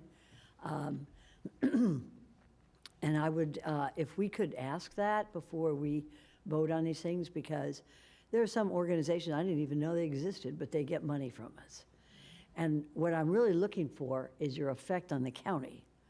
I represent no cities. I represent complete unincorporated. My people pay taxes, but we don't have too many of these organizations existing where my residents live. So I'd like to know, what have we been paying all these years? And then I can look into their website to see what kind of, what are they doing for the county? That the county is giving them funding year after year after year. So if you could provide that to all of us, I appreciate it. And I'll look them up, and then when we come to vote on it, I might have something to say. great, thank you. Thank you, Commissioner Powell, for bringing that up. Sherry, please proceed. All right. So we're going to go ahead and just, I always want to show you the total proposed budget. This is all of our funds. It's just under $10 billion. Of course, again, we're not completely balanced in the general fund. That's why our revenues don't equal our expenses at this point, but it will by September. I always want to show the proposed because this is what you will adopt in September is the full budget. But this includes everything, including our enterprise funds, which are self-funded, like water utilities and airports. We look at our fund balance versus our reserves totals. It's always talked about, again, we talked about our fund balance a little bit earlier, how important it is with our rating agencies with those fund balance. Our fund balance is right now about 4.7. We carry forward about 2 million of that into various reserves within all the different funds. And then I try to look at what my other AAA rated counties throughout Florida look like. And so these in the kind of teal green color have AAA ratings by all three of the rating agencies. The blue ones have it from either 1 or 2 rating agencies. You can see the average in Florida. This is based on our final numbers as of September 30th, 2025, is about 39.3%. We're at 28.2%. We were about 30% the prior year, but with some of the POTUS funding that we expect to get reimbursed later this year, dropped it just slightly there, but it's still in good shape. We look at the next slide has kind of the history where during the recession you see that we took a pretty deep drop around 16% and the lowest in 2016. So we've really worked hard to try to build those numbers up. The estimate for 2026 right now is 26.4. We usually drop more than that. It's pretty conservative. So I would expect that to go higher by the time we actually close the year out. And we've done some of that because we knew we had the vacancies and didn't spend everything every year. So that helped to fund some of those there. We like to show our employees per 1,000 population. Excuse me, Sherry. Vice Mayor Woodward, you're recognized. Thank you. On the slide you were on, the employees per 1,000, is that what we had budgeted or how many we actually had? This is based on budget. Okay. Yep. And so the detail of by departments on page 11 of your package. I'll skip over since we'll go right to the next slide, which is the vacancies, which I think is probably what you're a little bit more interested in. So this was as of May 29th. We had about 652 vacancies, which is about 8.8%. I think we've seen it as high as 10 to 12%, so it's a little less at this point. Approximately 43% or 279 of these positions are ad valorem funded vacancies, and the others are within some of the other funded sources. Of the 279, only 61 have been vacant over a year, and only 38 of those are non-union positions. So there's different rules with union positions. On the right-hand side, our departments did cut about 19 vacant positions as part of their proposed budget, so that's why you see it a little bit less over there. Engineering probably has the highest number. They have some hard-to-fill positions, like with engineers and different things like that, so. Sherry, I'm going to interrupt just a second on that note. So engineering and public works looks like they have the most amount, I mean, next to Parks and Rec, but I could argue roads are pretty important. And to Commissioner Powell's point, one of the top complaints we hear over and over, road, traffic congestion, infrastructure issues. Right. Are we doing anything at the county to address this shortage of employees in this very important department? So I was going to say, go Administrator? ahead. Yeah, thank you. Madam Mayor, I actually was just out at Road and Bridges last week, meeting with the entire team. As I've spent this little less than first year getting our departments aligned under my philosophy, the next rung is getting deep in. This retention number, which we did get down, I anticipate that to be very low as far as vacancies are concerned. Working with our ombudsman, HR, we will be diving in heavy. If I could have David Ricks come up Of course. to address some of the, now, I must say, and I know the CFO won't want to hear this, but pay is a factor in some of our core departments. Both availability for the skilled workers and pay has become a factor, but I'll let David. Mr. Ricks, would you enlighten us how much the average we are paying versus maybe them going to either cities or other places or the private sector to work? Well, it really depends on the positions. So the blue collar positions are very difficult to fill, especially the mid-grade blue collar, because they can get more overtime in the private sector. And so what we've been trying to do in some of the hard to fill positions, we're reclassing them at lower grade to bring them in to grow our own people. The engineers is a unique classification because coming out of college, a lot of these, even in the private sector, having problems filling engineer positions. And so some of our jobs, we're using basically consultants to help us through some of the critical part of workload, but we are reclassing some of those as we call the entry-level engineer positions, so they can, if they don't have their PE license, they can become a project coordinator. Then once they become the license, we'll reclassify and upgrade their positions. And so we've been working, we've got interns with FAU and Palm State College to help grow our own. But what the administrator said, we're definitely looking at all opportunities to kind of fill some of those hard positions. And Madam Mayor, if I, May I? Mr. Ricks, I guess the question here is, because you said a whole lot at once, right? Right, yes, Is yes, that we are, yes, trying to get them out of college, we're trying to get those new guys, and then have them grow with us. But what Right. I've heard repetitively is once they are trained and they're up to speed, they leave us. Are we working on a way to keep them? We are, and so, we are because we'll pay for the training a little bit, but some of the ones we do bring in that are basically at, I'll say, the industry level, we are working with HR to actually give them an appropriate pay at that level. But it's a working process. And Mr. Ricks, just to stay on point, we are also having to hire outside consultants to fill these gaps of not having the ability to keep these employees, are we not? Yes, ma'am. And so are you finding that to be more or less efficient and more or less expensive? It's more expensive because you're paying the overhead for the consultant. But the challenges that we have, a tremendous amount of workload, and we want to make sure we get the work done. And so we're using all the means we have available to get the work, to keep the work going. And so, but we do have a long-term strategy working with HR and ombudsman and the county administrator to fill those positions. But it's not going to happen overnight. But we're working on it. I would like you to work with our administrator and Right. staff and develop a plan Yes, ma'am. that you can present to this board. Right. Because this is, again, one of those topics that we really need to address to our constituents and our residents. Traffic congestion is a huge problem. So we need to be, prioritizing this top of the list. And I will recognize you, Administrator, and then we have a couple commissioners that are going to speak. Thank you, Madam Mayor. First and foremost, we do have high hopes for our internship program. That started from a meeting that Commissioner Sachs put together with President Hasner and ourselves. We approved it in administration, and then you did as a board.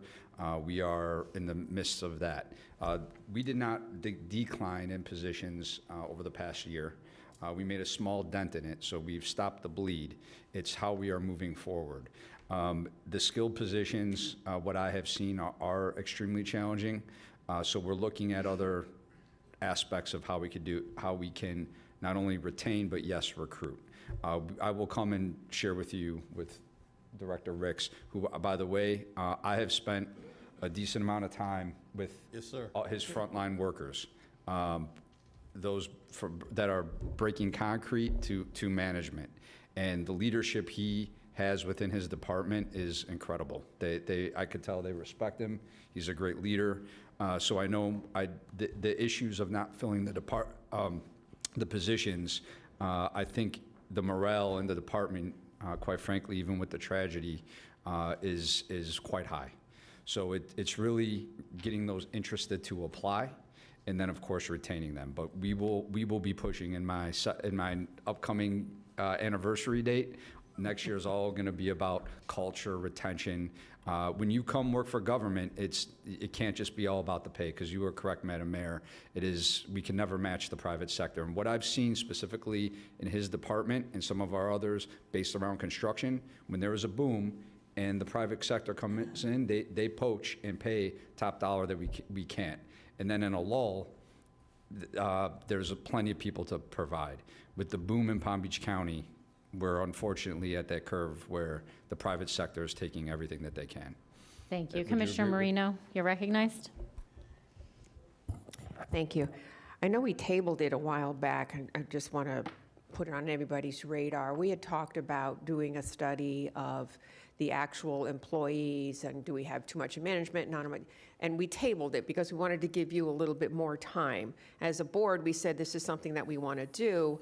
When do you see that happening in the future, that we would actually do a study of this kind to make sure that we have the correct allotment of staff in each department? Because we talked about that, we've been talking about it for 2 years, actually. But is this something feasible in the future? Because I know it was board advised several months ago, but we tabled it because we wanted to give you a little bit more time as administrator to figure out where you wanted to go and what, as you said, your philosophy. So, Madam Mayor. can you expound? Thank you. Thank you, Commissioner. As you know, there has been a significant amount of changes made within the departments, from reductions to changes of directors and DCAs. Not only the changes, but the realignment of our county departments. Of course, I'm biased, but I would submit that we are aligned in our verticals better than we have been in a long time. I would love to come by, and I will come by to all of you to show you where we are management. I am more than I would be pleased to come here, Madam Mayor, at your discretion, to give a full report of management ratios and where we stand today. And Commissioner, if the board, you are my bosses. If you ever feel we need a consultant to take a look at it, I am. Oh, I don't want to spend more money if we don't have to. No, this was something that, this came out of a long discussion over 2 years ago. Mm-hmm. And that was one of the things that's the whole reason why the Big Black Book was developed. So I just wanted to make sure that we revisit the discussion.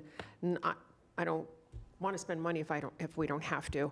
But I just want to make sure that we have the right allotment of staff in the right departments, doing the right jobs, and have the right level of leadership. That's really what I'm going for. And I think that's what the board is going for, because, as you said, we have 61 positions that have been vacant over a year. This came from always having close to 8 to 10% vacancies, and if they were vacant for a year, why did we even have that job position? And I understand that, you fund it, it goes into reserves, and it helps build our reserves if we still have the funding for it, but I just want to make sure that if there's a job we don't need, we don't even have it, and we're not even looking for someone for a job we don't need. If someone else has taken over that position, or if one person is doing a job and a half, they should be getting paid for a job and a half instead of just one job. So, I mean, I could beat this to a dead horse, but I'm not going to do that. Yeah, Madam Mayor. Yeah. In full transparency, to keep up with what we need to retain and pay incoming people, some of those positions are open, so we can use those dollars to maintain our workforce. So it's not just wasteful open positions as it may look on paper, it's also how we're affording our staff. Okay, thank you. Thank you. Commissioner Flores, you're recognized. So one of the comments that I wanted to make, the administrator already alluded to it, but with these high specialty jobs, we are not the only ones that are struggling hiring these positions.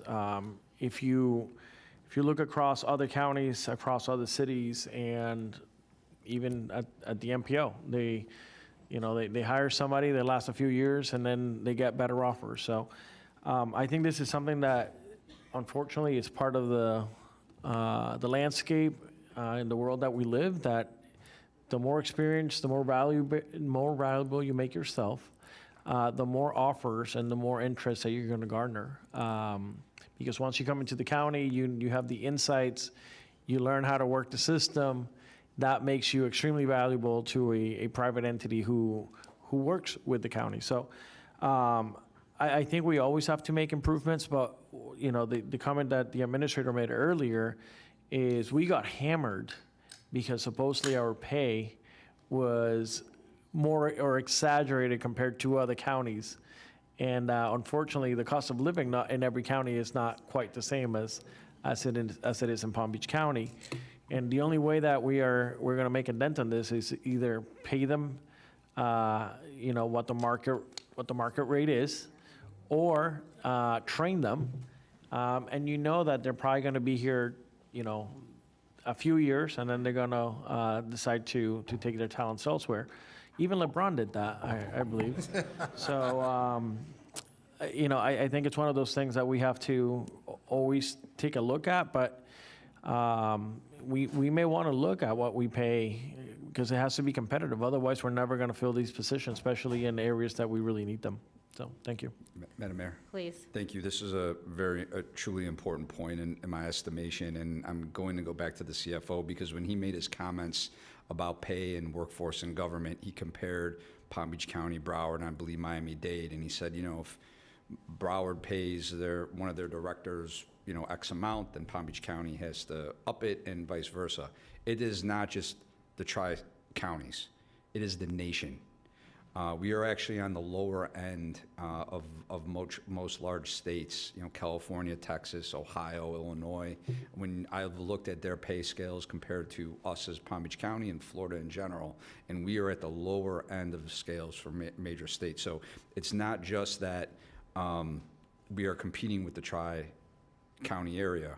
We have to compete with the nation in government work. And Commissioner, you are correct. When somebody learns an expertise in transportation or in engineering, we are susceptible to losing them to any jurisdiction in the country. Commissioner Sachs, you're recognized.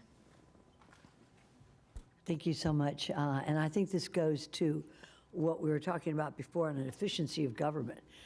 Vacancies doesn't necessarily mean that we've failed. It just means that that department may be operating at a high efficiency rate without so many employees. And I credit the departments for that as well. I think some of our departments need more funding in order to get more equipment, all right? But a lot of them can do so much better with fewer employees. So I think it's a two-way street on that. And the second thing, and the last thing I'd like to say is the culture you were talking about. Engineering department's got a great culture. I mean, they're with me all the time when I speak to groups, usually standing in front of me as we discuss traffic and road construction. But they're always there. That's got a great culture.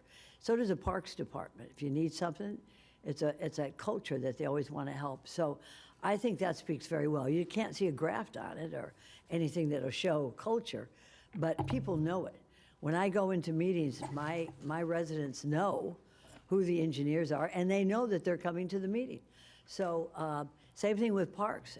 So I really, really commend you on having that culture, because that's what makes us a team, not a testing ground, not an apprenticeship for people who want to be, an engineer in some large corporate entity. But we're a team together. We work together, and that's all of us pulling together as a culture. And thank you for that. Appreciate it. Madam Mayor? You may. Thank you, Commissioner. Don't want to get too far off track, but I did want to address this briefly. I took a look at our statistics of road construction, resurfacing improvements, and there was a percentage base-wise a decline over the last, call it decade, which now that costs have skyrocketed for this department, for road and bridges, if you ask me what is your most difficult task budget-wise as administrator, I would tell you it is road and bridges. Because if we don't get this right now, I don't see it, the trend of what things are costing, how we ever catch up. No one, of course, and all due respect to the prior administration, completely get it. No one saw the 2020 boom here of residents moving down, but we're at a reflection point that we have to get it right now. We are also looking, Madam Mayor, and thank you to Commissioner Weiss, who's been a great sounding board, not only a boss, but somebody I've relied on his intelligence and intellect in AI, and we are deeply involved in looking at what will actually work for automation and traffic signals and AI. When I bring something to you, the board, when we as a department bring something to you to a board, which some jurisdictions have up to 30% better traffic flow based on these, on the autonomous, well, it's a wide variety of technology, I'll put it that way. I don't want to bring something to you for a large appropriation and then have it be obsolete in a short amount of time, because we're kind of in that as well. But we are looking both workforce power, technology, and then ultimately it's going to come down to costs as well. So one of the gut-wrenching things as your administrator, when I saw what Tallahassee did, they are not really understanding, I don't believe, in my personal opinion, what the costs are. And with your indulgence, if David could just rattle off and some costs, arms, everything, if you could. So a couple months ago, we presented to the board just a mast arm project. When it was priced in 2018, I think it was like $800,000. The current price is almost doubled. And this is a vendor that also works with the state. So it's the cost of doing business. Road construction has gone up about 30% since about 2018-19. And so it's the nature of a very competitive market, so. Please proceed, Sherry. All right, we'll move on to our capital budget. I'll just try to hit a couple of highlights, a couple of things I'd like to point out, since we're going to set up a separate workshop to get a little bit more in detail. Our capital improvement plan is a 5-year plan. We adopt the first year, and the out years we look at on an annual basis as we adopt those years. Pay-as-you-go is really our $124 million that we put in every year.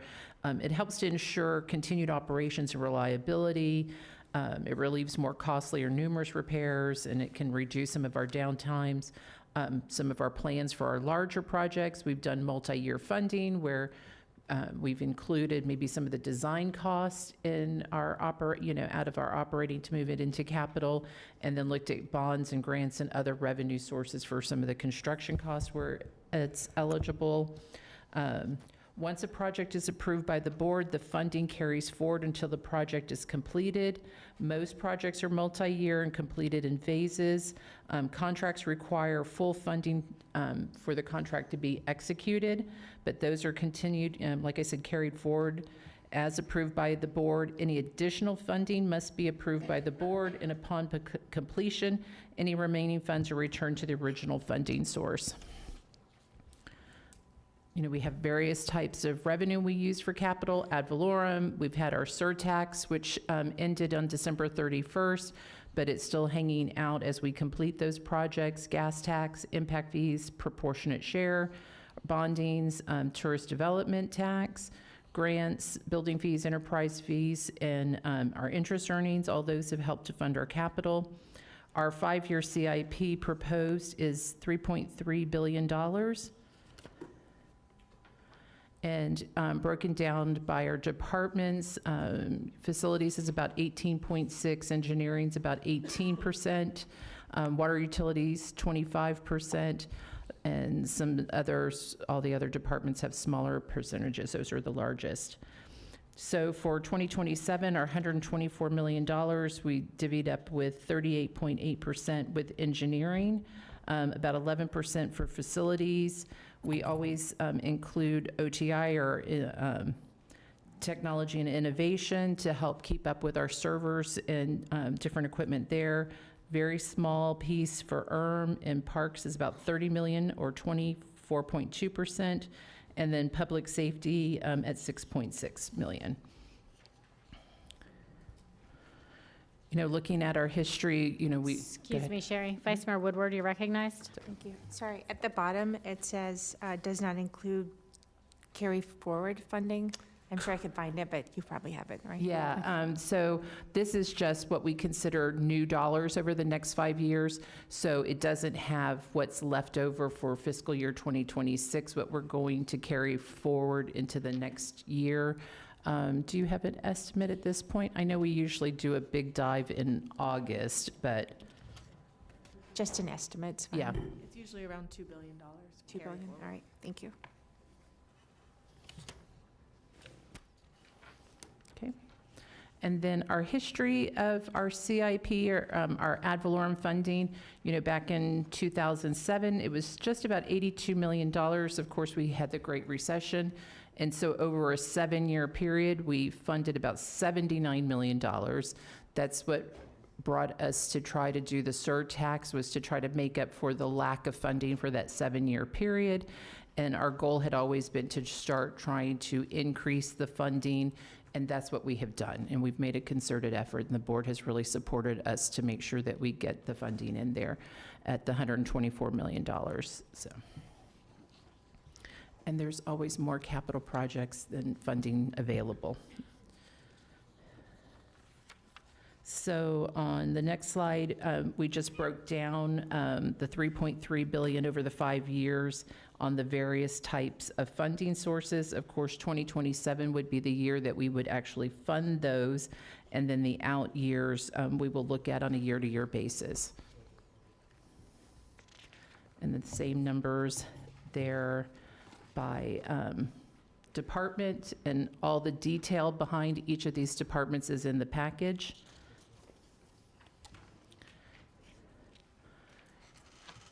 Move on to our debt service and our bonds. We issue 2 different major types of bonds, our general obligation and our non-ad valorem bonds. We have our 2 bonds that go for a vote later in November for libraries and for parks. The next several pages, I won't spend a lot of time on. It's just our current outstanding bonds. It's there for your, just your benefit. And then we'll talk a little bit about what we've planned, and this is items that we've had in our presentation and our plan for the last couple of years. In November of this year, of 2025, this fiscal year, we issued about $90 million to take care of our animal care and control building. The 810 Deter building replacement, $22 million. We had added $8 million for South County admin for design only, that we'll discuss when we do our workshop. But there was 3 other projects that we've always said we would probably bond in the future. One is the Airport Center 3, which would be our property appraiser and tax collector building at $140 million. South County Complex was estimated at $220 million, and this building at $150 million.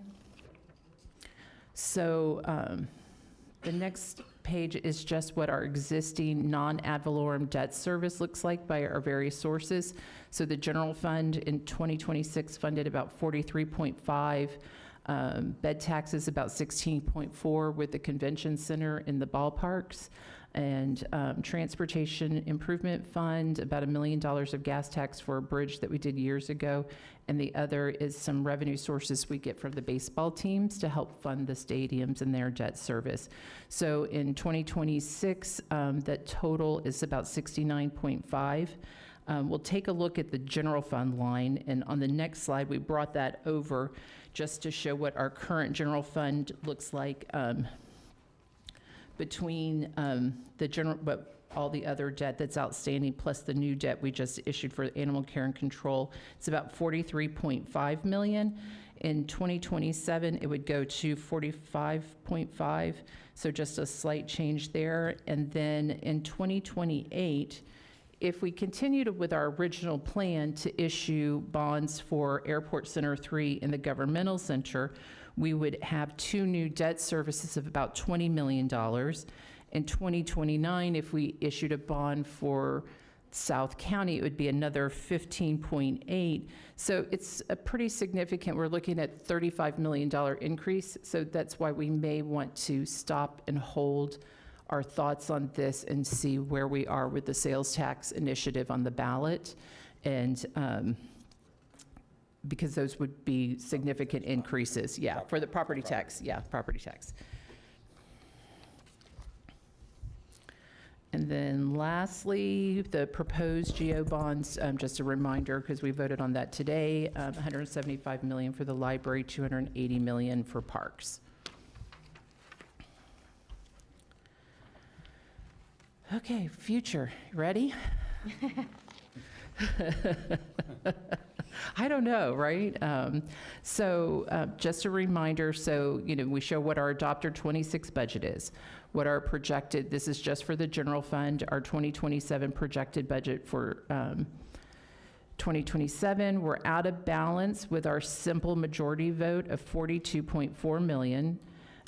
If we want to raise the millage rate to 4.5 and keep it where it is today, we would still be out 20.2, and that's assuming you're good with everything we've presented to date. I like nods, yeah, no, yeah, okay. So, and then we looked at some scenarios for the future, but it really, we did like a 5% increase. It doesn't completely take into account what happens with the property tax amendment that's on the ballot. So we won't really look at 2028, 2029 at this point. We do need to focus on the 2027. Future funding budget issues, of course, the maximum millage rate for now is 4.439. If the amendment passes in November, this calculation will change, and the maximum millage rate would be the rollback rate. So that would be a simple majority vote. Anything above the rollback rate, up to 110% of it, would require a supermajority vote. So that would be part of the amendment that's passing going forward. We had our property appraiser here recently that talked a little bit about the tax amendments, what the impacts would be for the $150,000 in 2028, and then it going to $250,000 in 2029. It lowers our cap.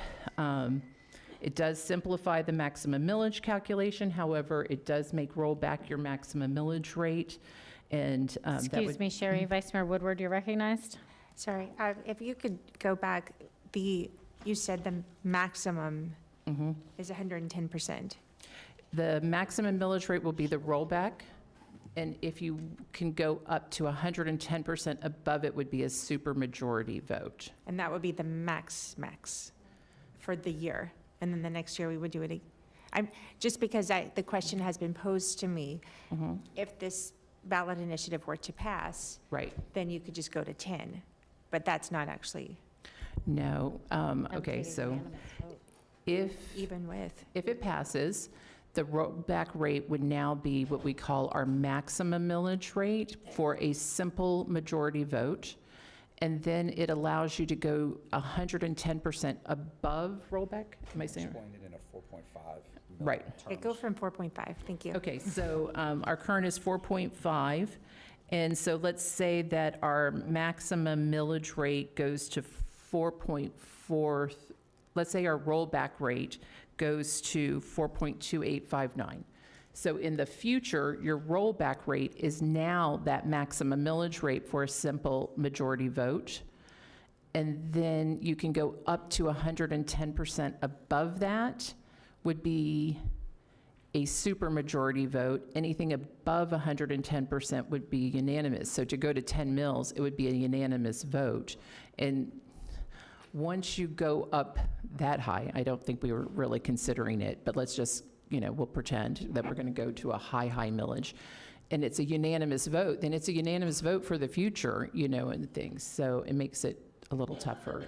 Okay, so I wasn't even sure if going to 10 that was something that was posed to me, and I was like, I don't think that that's actually an option, but technically it is. It's an but it's option, but unanimous. no.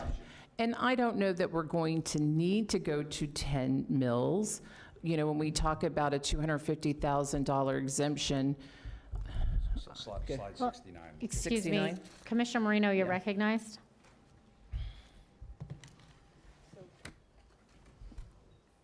Question. How do we even operate going in at a deficit? And what is by charter, aren't we supposed to have a balanced budget? So- Go ahead, anybody, take a guess. Thank you, Commissioner. We will be looking for direction. Really, the main three corrections we can make. You could direct me to cut more out of our BCC departments. That will affect, without question, services out of your departments. You can raise taxes, raise the millage, and/or we have to look, of course, at the sheriff's budget, or a combination of the three. But we are out of balance 42 million, with $35 million plus cuts from the BCC departments. And Sherry, what, on average, what would you say our mid-year adjustment is? This year was almost 40 million, but in prior years, it had been more like 30 million. So it was a little unusual this year, but about 30 million. Which gives us, I would never want to rely on that for any reason, but gives us a little bit of a cushion now. But I don't ever want to rely on that because you never know what's going to happen. We could have something crazy happen and not have a mid-year adjustment at all. Well, But don't we have to have a balanced budget regardless of that? yeah, we have to have a balanced budget. So you're basically, I think, saying, could we use our reserves to balance the budget? And the problem is then we're using one-time money for ongoing operations. And so that's where it gets a little hinky in my world, and I don't love that idea. When we did drop money at our mid-year, we also knew that we had some capital expenses that we may need to come up with some funding for. And so we thought, let's just leave it there. And if I need to tap it for some of our capital projects that we want to move forward immediately, we would have it there, which would be for one time. And we have Dorothy coming back again next month with her final valuation, is that correct? Yeah, yeah. So we have Dorothy coming back next month with her final valuation, which could change, but not drastically. And we normally will see a higher amount for the July 1 number. So I will expect some additional, but you're talking maybe $5 to $8 million, $7 million. It's not $43 million. So we do need to have some direction on closing that gap. Thank you. Those are all my questions. Commissioner Weiss, did that answer your question as well?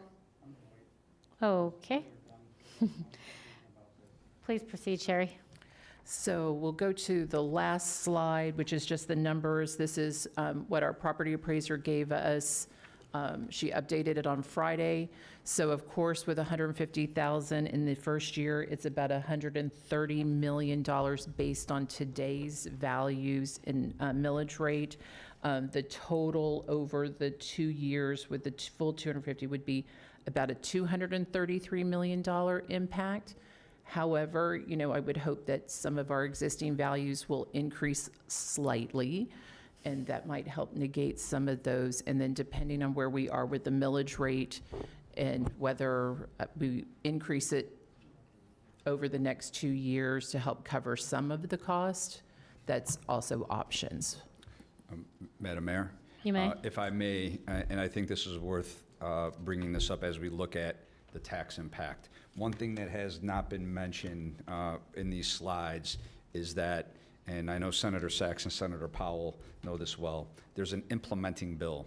If this passes, that comes in November. If you notice what the governor put on his website, not only did he put the 250, but he put 500. And there's language within the current bill that will allow legally the legislature, so they choose in an implementing bill to potentially increase the cap or the exemption to 500. That can happen in an implementing bill. The governor will be in office until January. He's made some public comments about the 500,000. I could tell you that there are many up at the Capitol, both from the industry, business industry standpoint and legislators that are watching this extremely concerned. So what we see here on this paper potentially may not be the final product if it is passed. Thank you, Madam Mayor. Commissioner Weiss, you're recognized. Thank you. All right, well, thank you for the presentation, and but couple comments and questions. When you're looking at capital, one of the important points is the O&M, and so when you're talking about capital projects, I think it would be important for us to understand what the O&M savings are in replacing some of these capital, because some of them are replacements of existing facilities.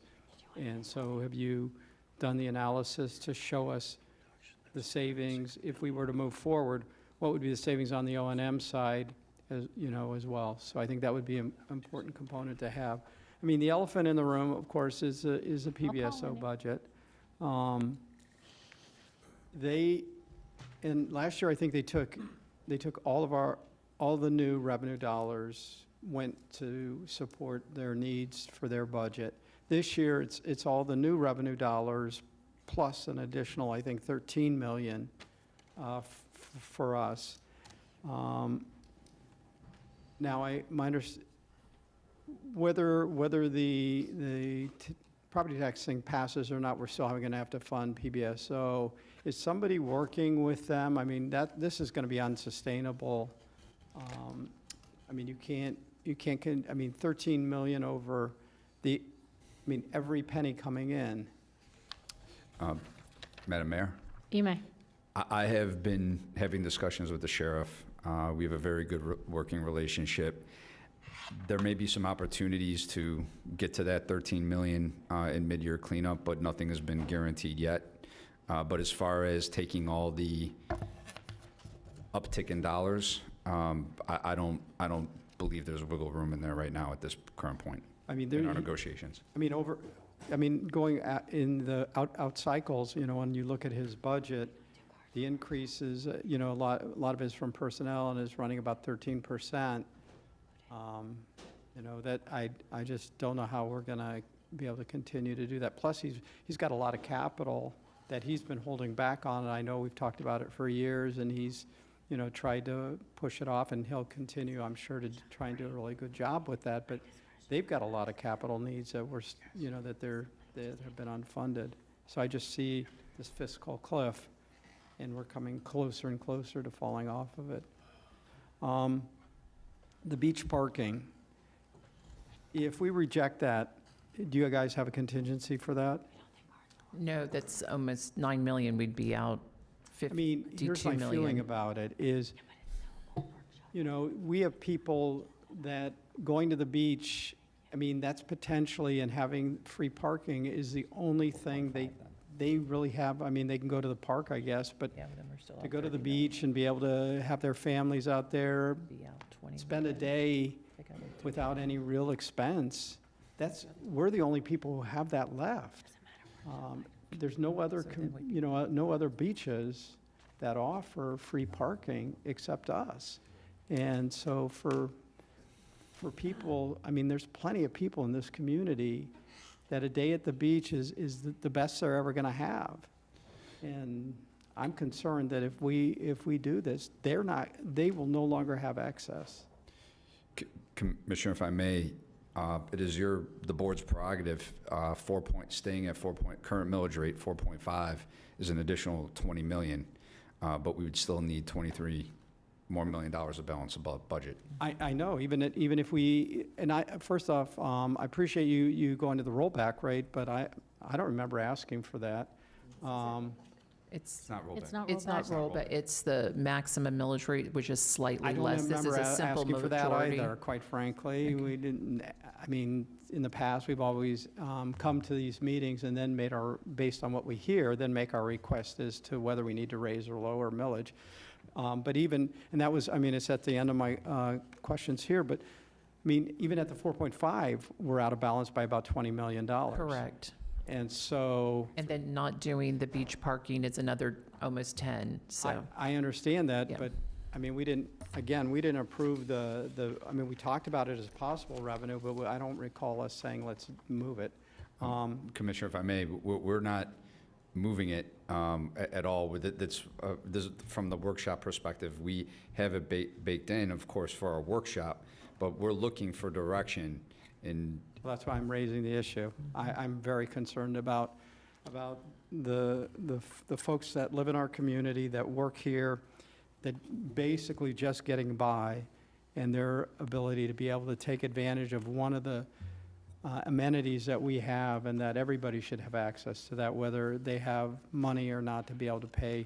You go to the beach for a day and it's $4 an hour, you're gonna spend, $25, $24. And that may be enough to where people just can't afford it. So I'm concerned about that. The CRA contribution's now up to $90 million, and I think a few years ago, you gave us a report on the sunsetting or the potential sunsetting of them. Not anytime soon.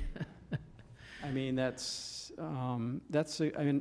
significant. That's a significant revenue, as you know, that we don't share in. I mean, we just have pass through for us.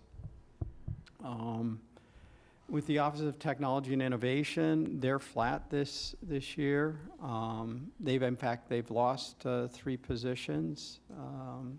And, I think we have a priority, though, of supporting technology and innovation. This budget doesn't seem to show that, as my friend said about our housing, so this is flat.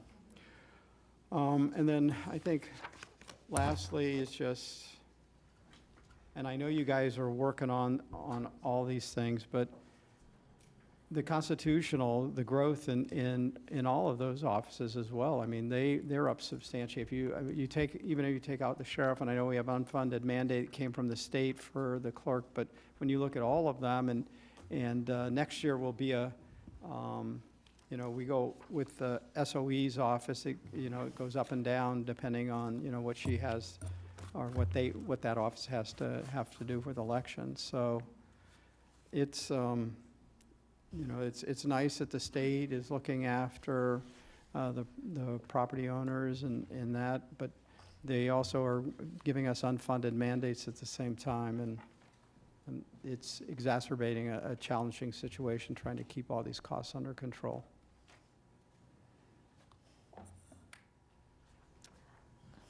Clerk Caruso? Thank you, Mayor. I just wanted to point out on slide 69, the impact of property tax amendments. The last part of it shows a 10% cap revenue reduction and a 5% cap revenue reduction. This is $200 billion and $206 billion. Is this a typo?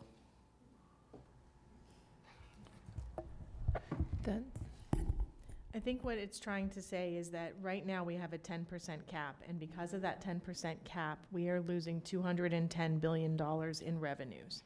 And if Values. I'm sorry, in values, right. And so if that goes down to 5%, then that's what it's going to be.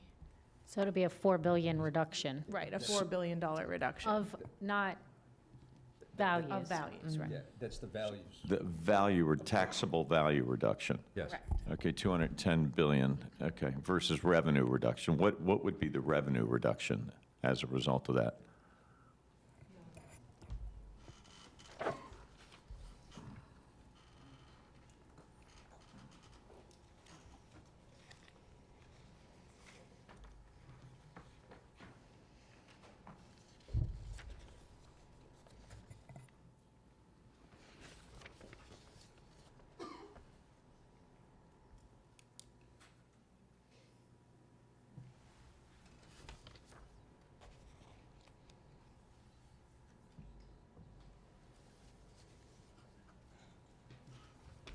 You're welcome to get back to me if it's not About available right $18 this million.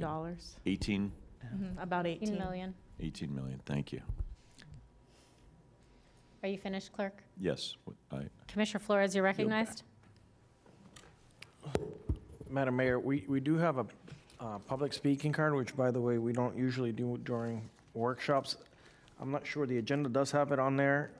Would you like to address this now, or? Please, will you call them up? All right, we only have one, but is Shayna Ostrowitz? Okay, done. Okay. Thank you. All right, I do have comments, if I may. Of course. I know this is just a workshop, and we're gathering information, and the team, thank you for doing all of this due diligence. I have to kind of sort of echo Commissioner Weiss's comments. There's a lot of things here that were assumed, and the first one I'll address is this rollback rate that you guys want to go, that this slides were sort of built around, going down to I don't remember what it was now. 4.43. Yeah, It's 4.4393. not full rollback. It's not rollback. Right. Or, usually I think we've always looked at keeping it the same and looking versus maybe a rollback. I understand how you got to that number, and you guys made some cuts. However, I will echo what Commissioner Weiss said. The only other workshop that we had, I don't remember discussing doing this, so I don't know where that got lost in translation. But and the reason I bring that up is I don't know if it behooves us to cut down this year, knowing that we're looming a massive property tax cut next year.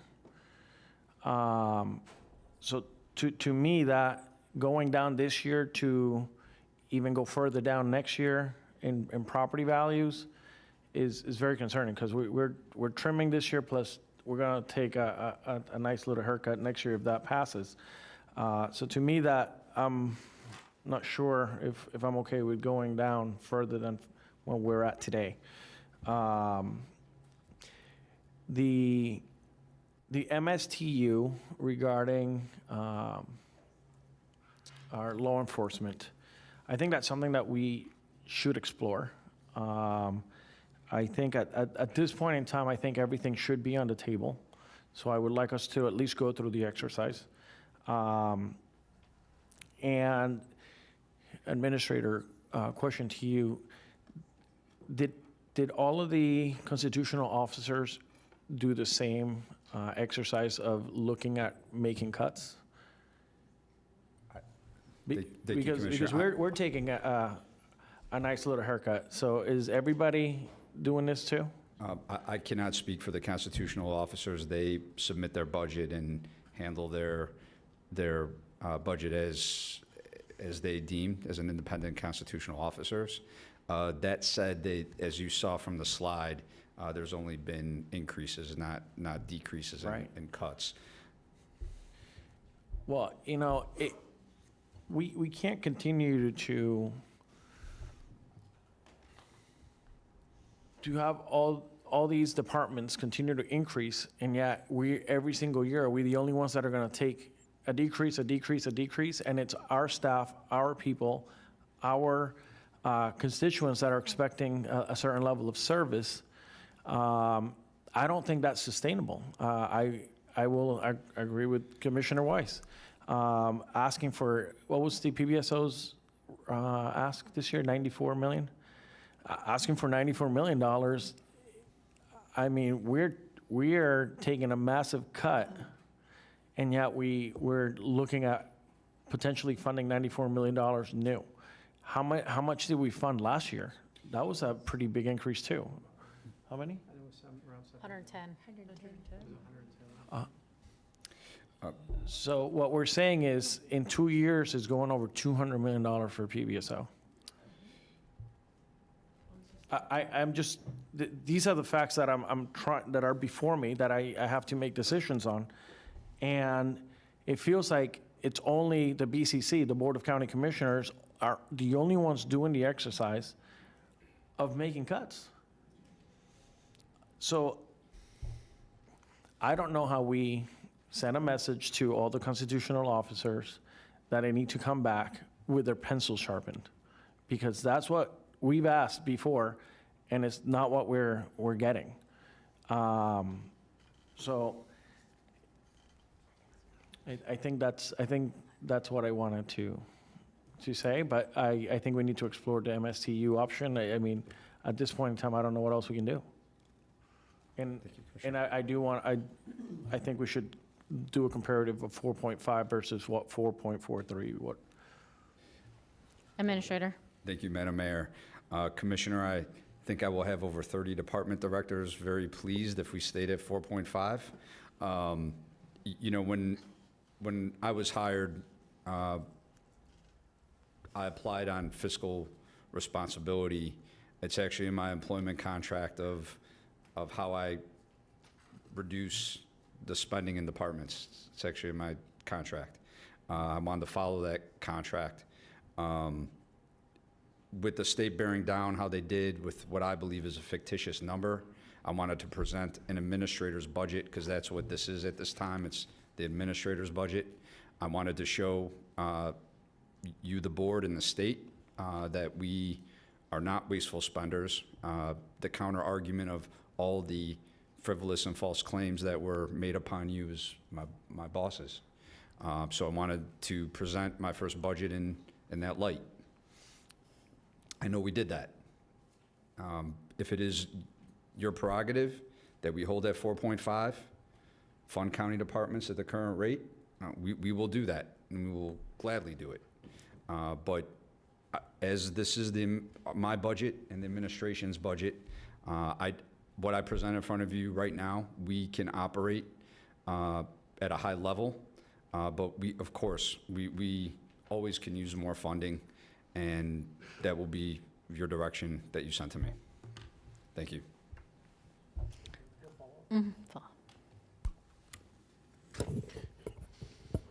Sherry, maybe the next time you come, or maybe during the week, you could do this for me, but if we make that little trim this year, how would that impact next year, including the decrease in property valuation? Is that accounting, are these numbers that you're giving us here accounting for that trim this year plus the 4.5?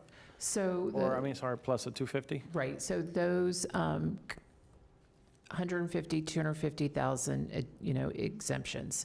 It is truly just based on current year values, and it's not taking into account that we would expect our existing values to increase a little bit every year, that we will get new construction, that depending on where we set our millage rate always affects what our rollback rate is for the future and things like that. So, by lowering our existing values by that 150,000 year one, our rollback rate may be higher than whatever we set to date, because we have less existing values coming in. And so then we would be looking at that raising of the rates. So we could be looking at, in year 2028, a millage rate of more like a 4.7 mils, and then in 2029, even up to 5 mils, and things. So there's those kind of scenarios to, that would consider to bring in the same values as now. So, Thank you. I have driven my staff crazy with these scenarios, and so anytime you want me to drive you a little nuts with numbers, I mean, they back away from me, and things like that. So it gets, yeah. Madam Mayor, if I may briefly. People waiting a lot.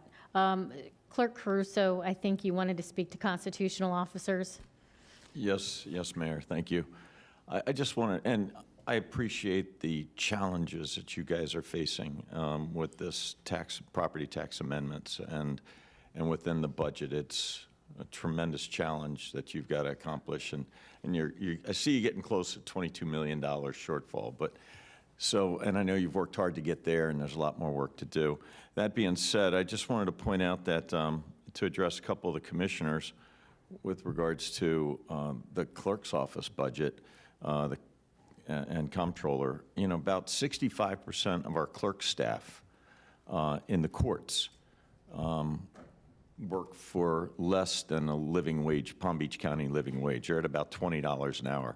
And the living wage in Palm Beach County is $25 an hour. Since 2007, our budget has increased only 22% since 2007. And I'm sure the administrator is well aware with this, having sat in this seat for a number of years. That being said, I don't feel that it's excessive. Now, I understand, we're showing a $3.9 million increase in our budget.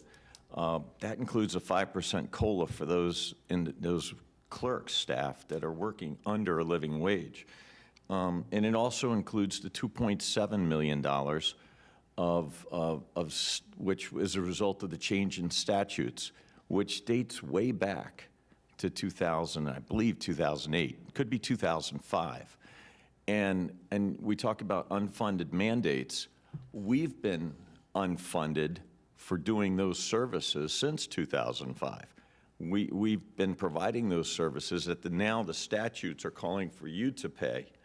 Okay, but we've been doing that since 2005 till this year, and having to come up with the money from other means and ways. If you go back to 2005, we had over 1,000 employees. So how are we funding it? We now have 650 employees, and we don't provide any. When somebody terminates or they voluntarily leave or retire, we don't pay them sick or vacation time. So we're finding every little angle, to cover that, what we refer to as an unfunded mandate. It's been unfunded for us for 20 years. Well, thank you, Clerk, for being fiscally responsible. Commissioner Marino, you're recognized. Thank you. So, Sherry, the 4.43 rate is to be a simple majority, is that correct? Correct, yes. And at 4.5, we would be a supermajority? 5 of you, yes. Okay. And at 4.5, we're at a loss of 20 million, give or take. Right. Tell the sheriff to cut his budget by 20 million. And if you don't want to do beach parking, then amount 30 million. So I don't have a problem with the beach parking because remember, I've got a lot of beach in the north end, and I get a lot of phone calls from folks that can't park because there are out-of-state cars parked there, and the residents can't even park because out-of-state people are using the park and using them for free. So if you come up with a formula, I'm actually okay with beach parking. Again, fee-based for us is not, fee-based is a hard thing to do, but I'm okay with the beach parking because, again, the north end of the county has an awful lot of free beaches, and you go by there, and the cars are, none of them are Florida, I mean, not none, but a great deal of them are not Florida cars, and they're displacing our residents from going to the beach. So I don't have a problem with that. But I do, the sheriff's budget is unsustainable. And And even at the 43 million, it's still almost a 5% increase, so, yeah. which is significant. So that would be my comments. Thank you. Commissioner Powell, you're recognized. Thank you, Madam Mayor. Just looking at what both Commissioner Weiss and Commissioner Flores, as well as Commissioner Marino, were talking about with regard to millage rate, or the 4.5 or the rollback. Quick question. We brought up the sheriff's budget a couple of times. We've also talked about the MSTU. With the sheriff's budget, how much over the last 5 years? I know the sheriff's budget, they were looking at an 8% increase this year, or It was almost 9, a 9% 10% increase? last year. Over the last 5 years, I had the sheet, but I didn't bring it with me. What was the increase since, let's just say 2020, the total percentage? And I'm sure Lisa's going to find it in 2 minutes and tell you. She has it too. If you have I don't have the sheet with me. I also believe it was on slide 35. Thank you. If we could go to that slide.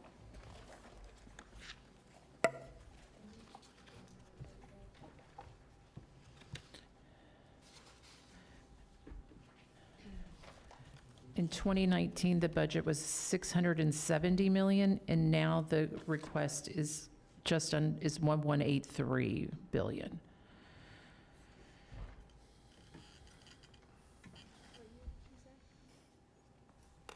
Okay. Sheriff, from 2019? So from 670 million to 1.18 billion in total? And the reason I asked that question is because we've talked about, the sheriff, the law enforcement, the budget. One of the things that we have not really discussed in detail is we talked about property taxes and the potential cuts of services if the property tax amendment does indeed pass on the November ballot.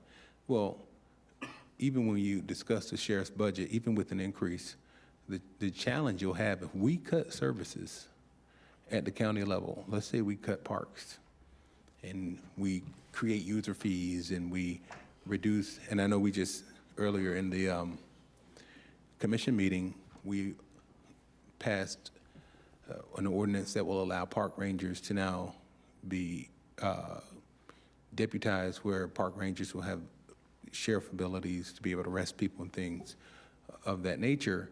If we were to reduce our services, and even if we tried to reduce or keep the sheriff's budget at what he's asking for, we would definitely end up increasing it, because if you reduce the number of parks that are available or the amount of time that people can use parks, maybe increase the fees for parking at beaches and parking at parks, close down some libraries, or some of the things that we're going to have to tighten our budget on, is going to create, in my opinion, I could be wrong, right? It potentially could create additional law enforcement issues. So those are some challenges that we have to look at.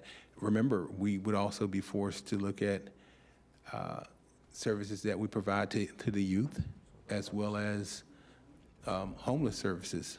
So while we're discussing the potential to roll back, and I want to thank our administrator for being very cautious and conscious of the costs as we move forward. This property tax, the potential property tax cut or reduction could create other areas that we haven't really looked at. So while I'm talking about the sheriff's budget, we could see an additional increase. The other thing I wanted to bring up was in this budget, even in the backup, we've talked about cost of living. The clerk spoke of a cost of living adjustment for employees at the clerk. In our backup, do we have anything, is there an adjustment in here for county employees? I know last year we did a 6%. What is the potential cost of living increase for our employees at the county? Mayor. Administrator? Thank you. We have a 3% guaranteed COLA.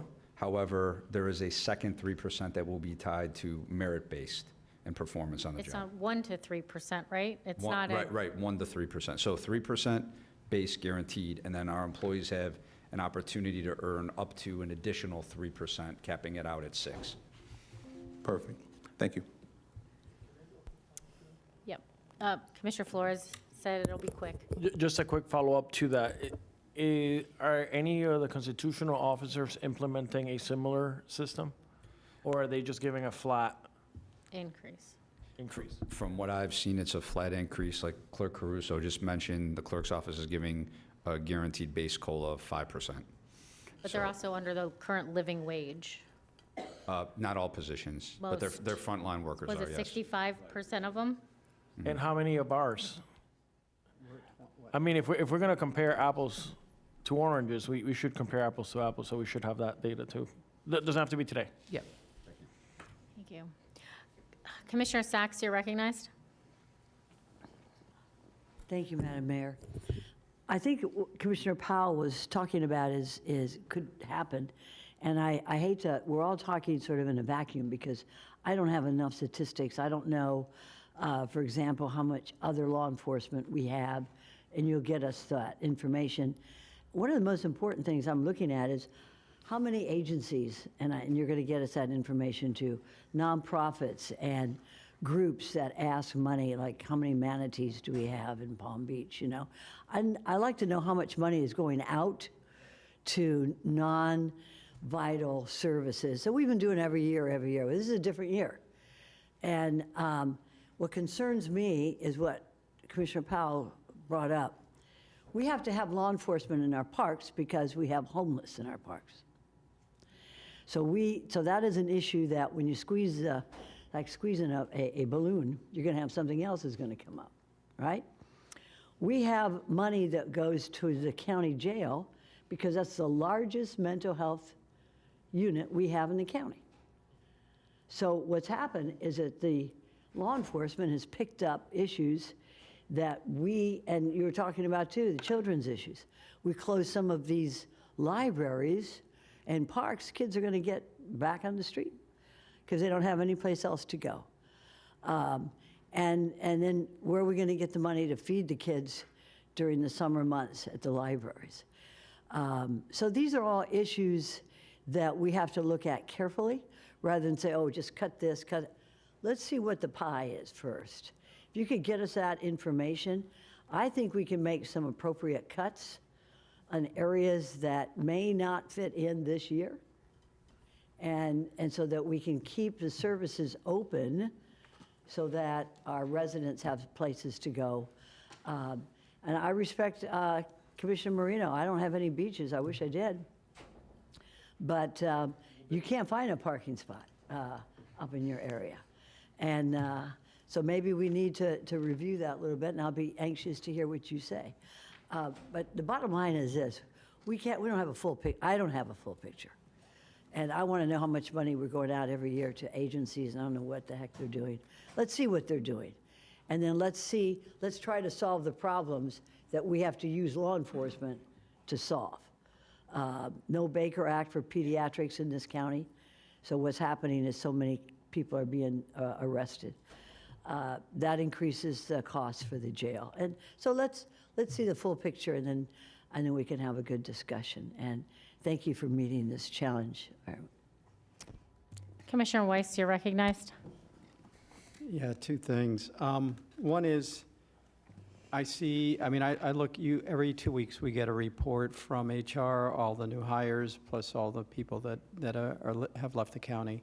And I look at the wages that we're paying them, and we have lots and lots of people that get hired here at $15 an hour. Lots. So well below living wage. May I address? Our minimum's 18 year, those would be interns at 15. Okay. So it's at 18, still below. So, just so our friends know that it's not just one office. And I assume you would find this all across all our municipalities and everywhere else. I mean, so a lot of people work here are really struggling, and they qualify for a lot of the services that we're trying to offer for people. But I want to ask about the interest. What do you, so we have about $500 million in general funds that we've invested, right? That are in our investment income. What are you projecting for that? Because I didn't see the figure in the budget specifically. It's mixed in with other revenues, I think. Right, it is another. Lisa has what we have budgeted. Yeah, we are estimating about 36 million in interest for 2027, just for the general fund. And what percent did you use? I don't remember. We get it from the clerk's office. It was. Okay, well, look, they're here. We so believe we'll it's 2.75 that they gave us for the budget. Yeah, and Felicia's nodding, I think, yes. 2.75 is what you gave us. So, we hear people come in and write, they want to talk to us about our investments and what we invest in. This is real money to the county when we're able to earn additional interest. I mean, we're talking about millions of dollars that it helps us with. And so we're trying to be good stewards. I know people may have other sorts of interests, but when we look at both the preservation of our capital plus the income we're able to earn and to try and balance that with also the liquidity needs, I think it's incumbent upon us, if we can earn extra 100 basis points or, what people would know as an extra 1% on these sums of money, it is a lot of money. And so I understand people wanting to question us, and I have no issue with them doing that. That's that's good for transparency in government, but also understand we are really trying to help balance this budget. And it's by the decisions this board makes on how we spread that portfolio out, so. Clerk Caruso. Thank you, Madam Mayor, and I'll add to Commissioner Weiss, and with the fact that those investments will earn us over more than $37 million additional funds over similar investment in U.S. Treasuries over the next 3 years. I did want to point out, go back, I think the administrator nailed it earlier when he said individuals don't come work for government for the money. There's so much more why they're here, part of which is service, and I know that that's key. That being said, I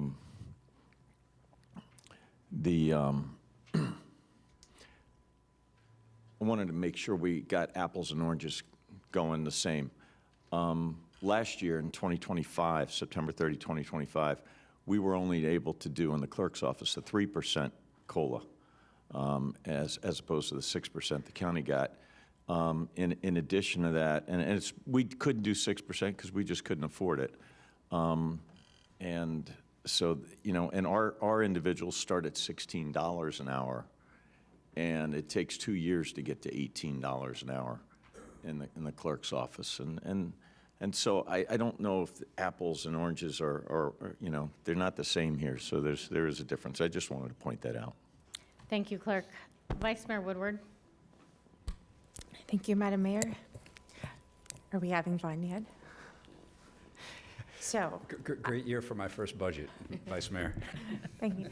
And I had already written it down, and then you actually said it. This is the administrator's budget. So I wanted to first thank you for what you've brought to us. And even though we didn't ask to go below the 4.5, you going there, that was your choice. And I, for one, thank you for that, trying to get us there. You know, I've heard it said a lot, you know, we're not going to rubber stamp, we're not going to status quo, we're not any of this. So you're shaking things up, and the state honestly is shaking things up, whether we like it or not. We're having to have these conversations. It's a good exercise. It's one we should be doing, and we're certainly not alone in doing this. It's happening all across the state, all across the county.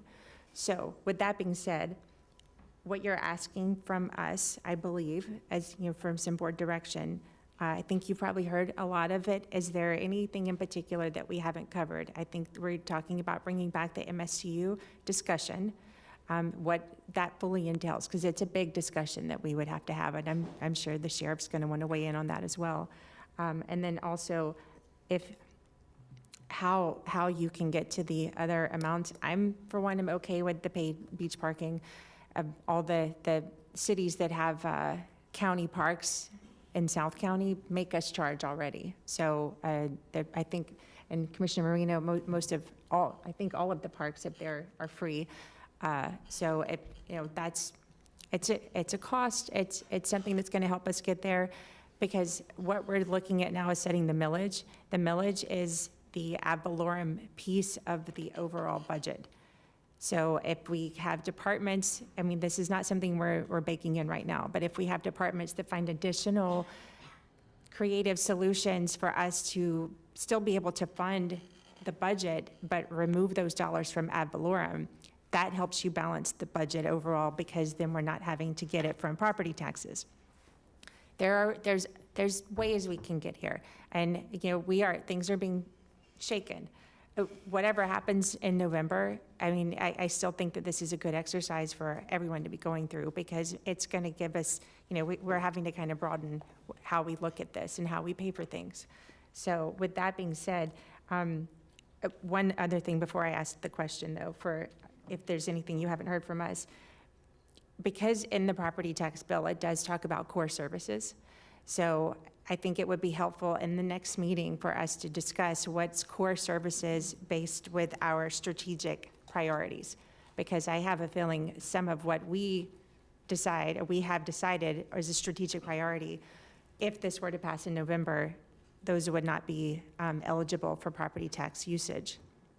So as a future discussion item, I think it would be helpful for us to know that, and for the public to be made aware too. And again, for those departments, it doesn't mean necessarily that they have to go away. We just have to find a different way to pay for them that's not property taxes. So either way, if this passes, there's certain things we're using property taxes for that will no longer be eligible. So with that, is there anything that you were looking for direction for that you didn't hear from this board? Thank you, Madam Vice Mayor. Madam Mayor? Yes. Thank you. Starting with the MSTU, just to be clear, it'd be good to know if we are getting direction from the board to get things ready to propose an MSTU for the sheriff. I don't want to take a guess at that. I think the information that Commissioner Flores, he had asked for that to be brought to us, so that was the direction. Okay, it's direction. On the 4.5, if it is the prerogative of the board to come back with staying flat at 4.5, but to be clear, we would still be reducing the BCC departments and just reducing, or the increase from going from, what is it? We're out about 43 million, and now we'd be out 20 million. If that is just working with the sheriff, as Commissioner Marino suggested, that we wouldn't be keeping departments the same. We'd still be taking that cut and then using that extra money, if you will, to negotiate with the sheriff, that we would just be reducing the sheriff's budget.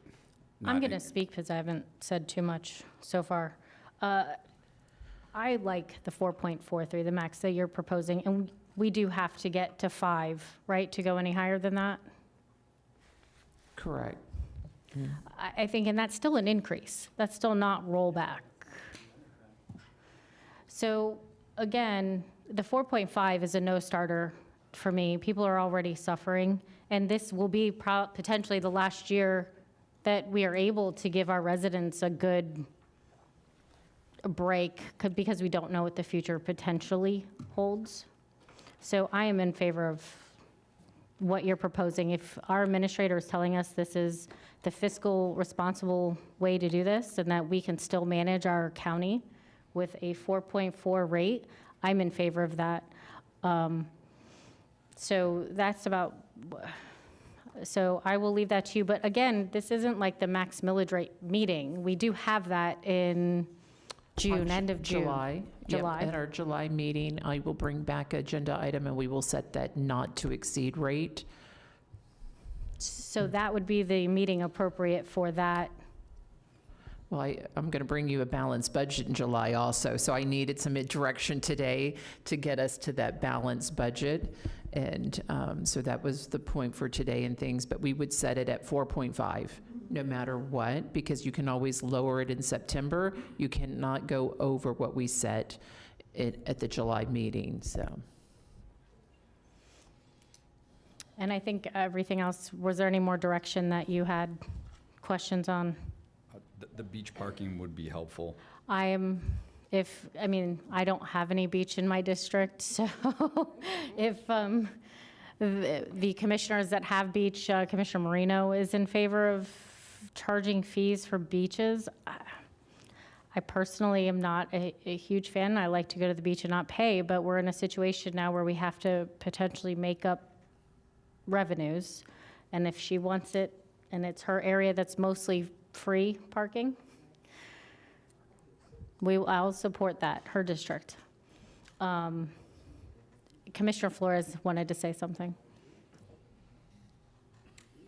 So I personally don't like charging for the beaches, and I don't have beach either, but I guarantee you all my people do go to the beach. So it doesn't matter whether you have a beach or not, our people go to the beach. If the board feels that they want to start charging, so be it. But we have to,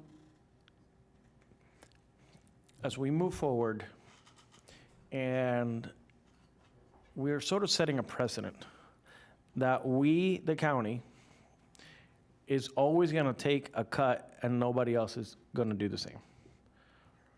If this board is going to cut our own departments, because every year they're going to continue to ask for a raise, what are we, where's the money going to come from?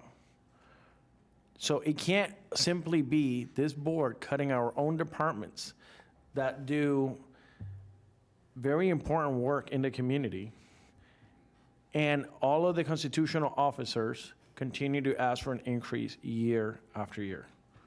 So I still am a firm believer that if we are going to take a cut, so do the constitutional officers. So I don't know how this board feels, but I mean, if we're saying that we're going to give the sheriff 94, and I don't know how much every office is asking for, but we are the ones sacrificing, it should be a sacrifice across the board. So I think that we should go back and ask them all to sharpen their pencils, because if we're the ones brunting this, we have a lot of employees too that are working under that minimum livable wage. And that's why I fight for this housing initiatives. And by the way, we talked about this earlier, and I said, oh, there's zero. But in all reality, we are only, with all the money that we have proposed to spend, we've only put about 4,000 units, or we're about to build 4,000 units. We haven't made a dent. We were told that we have a deficit of 20,000 units, and we're like around 4,000. So as time goes on, that's only gonna get worse. So I think that's what I wanna ask our administrator, is that you go back and you work with constitutional officers and see what they can do to help with this deficit that we're staring at. Thank you. Thank you. Commissioner Sacks, you're recognized. I think Commissioner Flores said it all. They need to get in on this. This is part of the information that we need as well to really examine and see where we're going to cut. And I pay high parking rates in Boca Raton, Delray Beach. Yeah, but that's city, and not county. Could you let us know where these free parking spaces are? And I go up and down A1A, I can't find a free parking space. So whatever, and I don't even know how much this would bring, because we only have very few areas on A1A that has county land. So there's other ways that we can bring in revenue, and I look forward to this additional information. Thanks for all you're doing. Commissioner Powell, you're recognized. Thank you, Madam Mayor. I wasn't going to say anything with regard to the parking issue. However, there's somebody at home right now watching, and they're thinking, Powell, say something. So I'm going to say something. The issue is, like, especially when it comes to parking at parks or beaches, some people have to really gear themselves up to even get in the car to drive, because gas is over $4 a gallon. And then they go to places that they used to be able to frequent, just maybe even for mental health reasons. Sometimes people go walk on the beach. And now they've got to pay to park at a beach. Now, I do have some beaches in my district, some very beautiful beaches. Many people will say the most beautiful beaches in the state of Florida in my district. Many people will say that, they will. But those beaches, at least I know one of them, is charging for parking now. And to make it even worse, they don't even have an attendant there. They're charging for parking by camera. The challenge is, how do we alleviate some of the stress that people are facing? Now, if we're going to charge people for parking, I get it, right? But there's got to be some alternatives. Maybe there's some free parking a mile away that they can walk to and not have to worry about their car getting towed. But we got to keep some things in perspective for the people in Palm Beach County. I heard somebody say earlier, one of my colleagues, one of my commissioners, and I'm not just saying somebody because I forget which one of y'all said it, but somebody was talking about the middle class. I'll be truthful. There's a lot of people who I talk to in my district, they would be happy to be a part of the middle class. Yeah, they're reaching. They're not a part of the middle class, they're poor. People are not just struggling, they are hurting. When I say they are hurting, people are hurting. When they're paying over 60 and 70% of their income to live, people who work in this building, in this county building, work here 8 hours, get off work, and then go to another job, and they have to smile at the next job when they are greeting people. It's a challenge. Commissioner Flores, you talked about people working 2 and 3 jobs. That's a reality. Many of our people, not just working for the county, but working in a lot of jobs, they're working 2 jobs. And when you're working 2 jobs or 3 jobs, and you have a spouse at home, and you've got to make time for children, it becomes very, very difficult. So people are hurting. I'm not saying we shouldn't charge for parking, but I do believe that we've got to figure some things out, especially for county employees. That's why I asked about the cost of living, so that people are allowed to buy some of their life back, right? It would be nice to get off work at 5:30, or 6 o'clock, or 4:30, and be able to go home and say, I'm home. But that's not the reality a lot of people are facing. A lot of people get off work at 5 o'clock, they go home, change into another uniform to go to work until 11 o'clock at night, and then turn around and do it over again. And these are people who should be enjoying life. That's very stressful. They're not just struggling, they are hurting. So I had to say something. Let's just keep that in mind. We are privileged to be where we are, and we got to recognize that. But I feel the pain of a lot of people, not just people in my district who I know. I'm talking about friends. I'm talking about family members. And, who knows? We're here today, but it could be us tomorrow. So let's just keep those things in mind, because it's really, really a challenge when we start charging for parking. And I'm concerned that eventually, we talk about closing libraries, but soon we'll be charging people to park at the library, and then they'll go in and we'll be renting them books. You know, everything's on the table. So I'm very, very concerned. I did want to bring those points up. With that, I close. Administrator, is there a way to move forward without charging for parking? We would need to know that, but it would be a $10 million hit, so, Sherry, Yeah, I mean, we would look to, 9 million. yeah, we would have to cut someplace else. Okay. Vice Mayor Woodward, you're recognized. Or raise the millage. Well, I'm assuming we're going to go at 4.5, Or and even- we could go above 4.5. Thank you. And I think it's just, that it's been a great discussion with everyone, and everything that's been said is very true and accurate. And also, we are spending their money. That all of this is about spending all of the taxpayers' money. So that's what makes this such a difficult conversation for all of us, because we are providing a service with that money. Not everybody agrees on what their money should be spent on. So that's why having this discussion is great, and we should disagree, because the residents of this county disagree with each other. And, you know, this is good. I did want to ask one question. What are we legally allowed to require of our fellow constitutional officers when it comes to their budgets? Do we have any? Because I've gotten conflicting information on that when it comes to other constitutional officers. So there's different statutory schemes for each officer, so it's dependent on that officer. For example, with the sheriff, there's an appeals process that's in place where the board can, at the budget hearing, adjust the budget, but then the sheriff would have the right to appeal to the governor. There's no such appellate process in other constitutional officers, but they all differ. Each statutory scheme is different, and we can, we can work with Sherry. I think that would be helpful information for all of us to have, so we actually know what this board's legally allowed to do.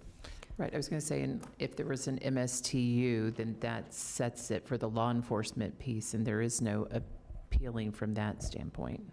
But then the other constitutional officers would all still be under the general fund, and okay.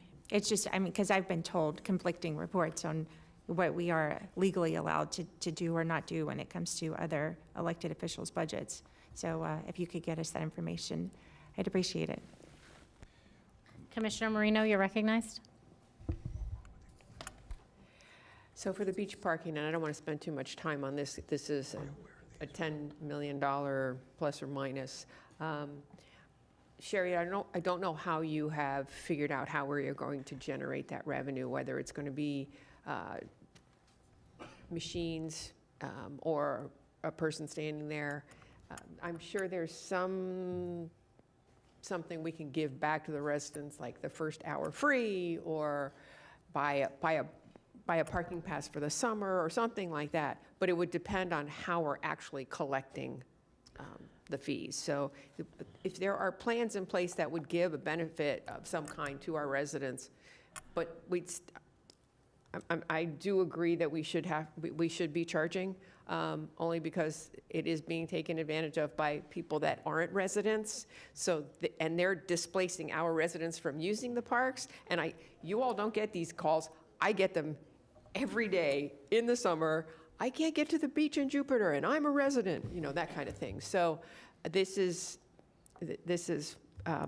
figure out a way that we can give some sort of a benefit to our residents, but still charge. And I believe it would just be machines. Looking back for Jennifer. Oh, yeah. That you wouldn't need an attendant for it. Something like Carlin Park, since I'm a District 1 resident, and that's the area I would go to the beach. There is street parking that would not have parking meters on, since it's not our road. Excuse me, Sherry. Jennifer? Thank you, Mayor. So the approach we took for this was really to get board direction. So it's a very conservative approach. It would be a mobile app device. This would not be to offset the cost of attendance at the parks, more than we have already staffing there. Again, we can, take your direction back today and look at the options for passes and things that maybe would be, a revenue offset for some of our residents that could be a little easier, and that maybe we raise the rate on our out-of-town visitors, perhaps, that still want to visit our beaches. But again, just taking your direction today, we took a very conservative approach, $4 an hour, not a lot of overhead to collect it. Really, that was our kind of premise to start the conversation, to talk to you all and get your direction. Jennifer, the mobile parking apps, is it possible, are we using Park Mobile? We're using Park Mobile currently at the 2 parks where we do charge, yes. And does their software allow if we wanted to give residents an hour or two of free parking? We believe so. It's a software programming issue, and we would work with the vendor to try to accomplish that. I think that the board would really appreciate that for our residents that live here, and I believe that the Park Mobile app would confirm address and that they're local. We'll take that back and work on it before the next meeting. I think the only, kind of loophole in that possible system, if someone's renting a car and the license plate happens to be local type of situation, but we'll work through that with the software vendor. But I think their address would then be a hotel. Yeah, it's just whether or not it's just license plate or not, but yes. Okay, thank you. Madam Mayor, if I may, please. Yes. Thank you. I want to just shoot directly straight. You know that's how I operate. And here's what it boils down to, without beating around the bush. If we move up to 4.5, or if we keep at 4.5 mils, there's $20 million from where we're at. If we do not do beach parking, that would be $30 million from the budget to balance it. So it's either then at that point that you direct me to cut $30 million more from your departments, or the sheriff is going to have to go from 94 million to 74 million. Or 64, I apologize, 64, 94, I forgot about the beach parking. If we keep out beach parking, he will have to go from 94 million to 64 million. If we put in beach parking, he will then go to 70. I would have to negotiate for 74 million. There's really not a lot of wiggle room based on that. It's either we cut further, or I have to hold the sheriff to those numbers Could to you pull balance the up budget. slide 30?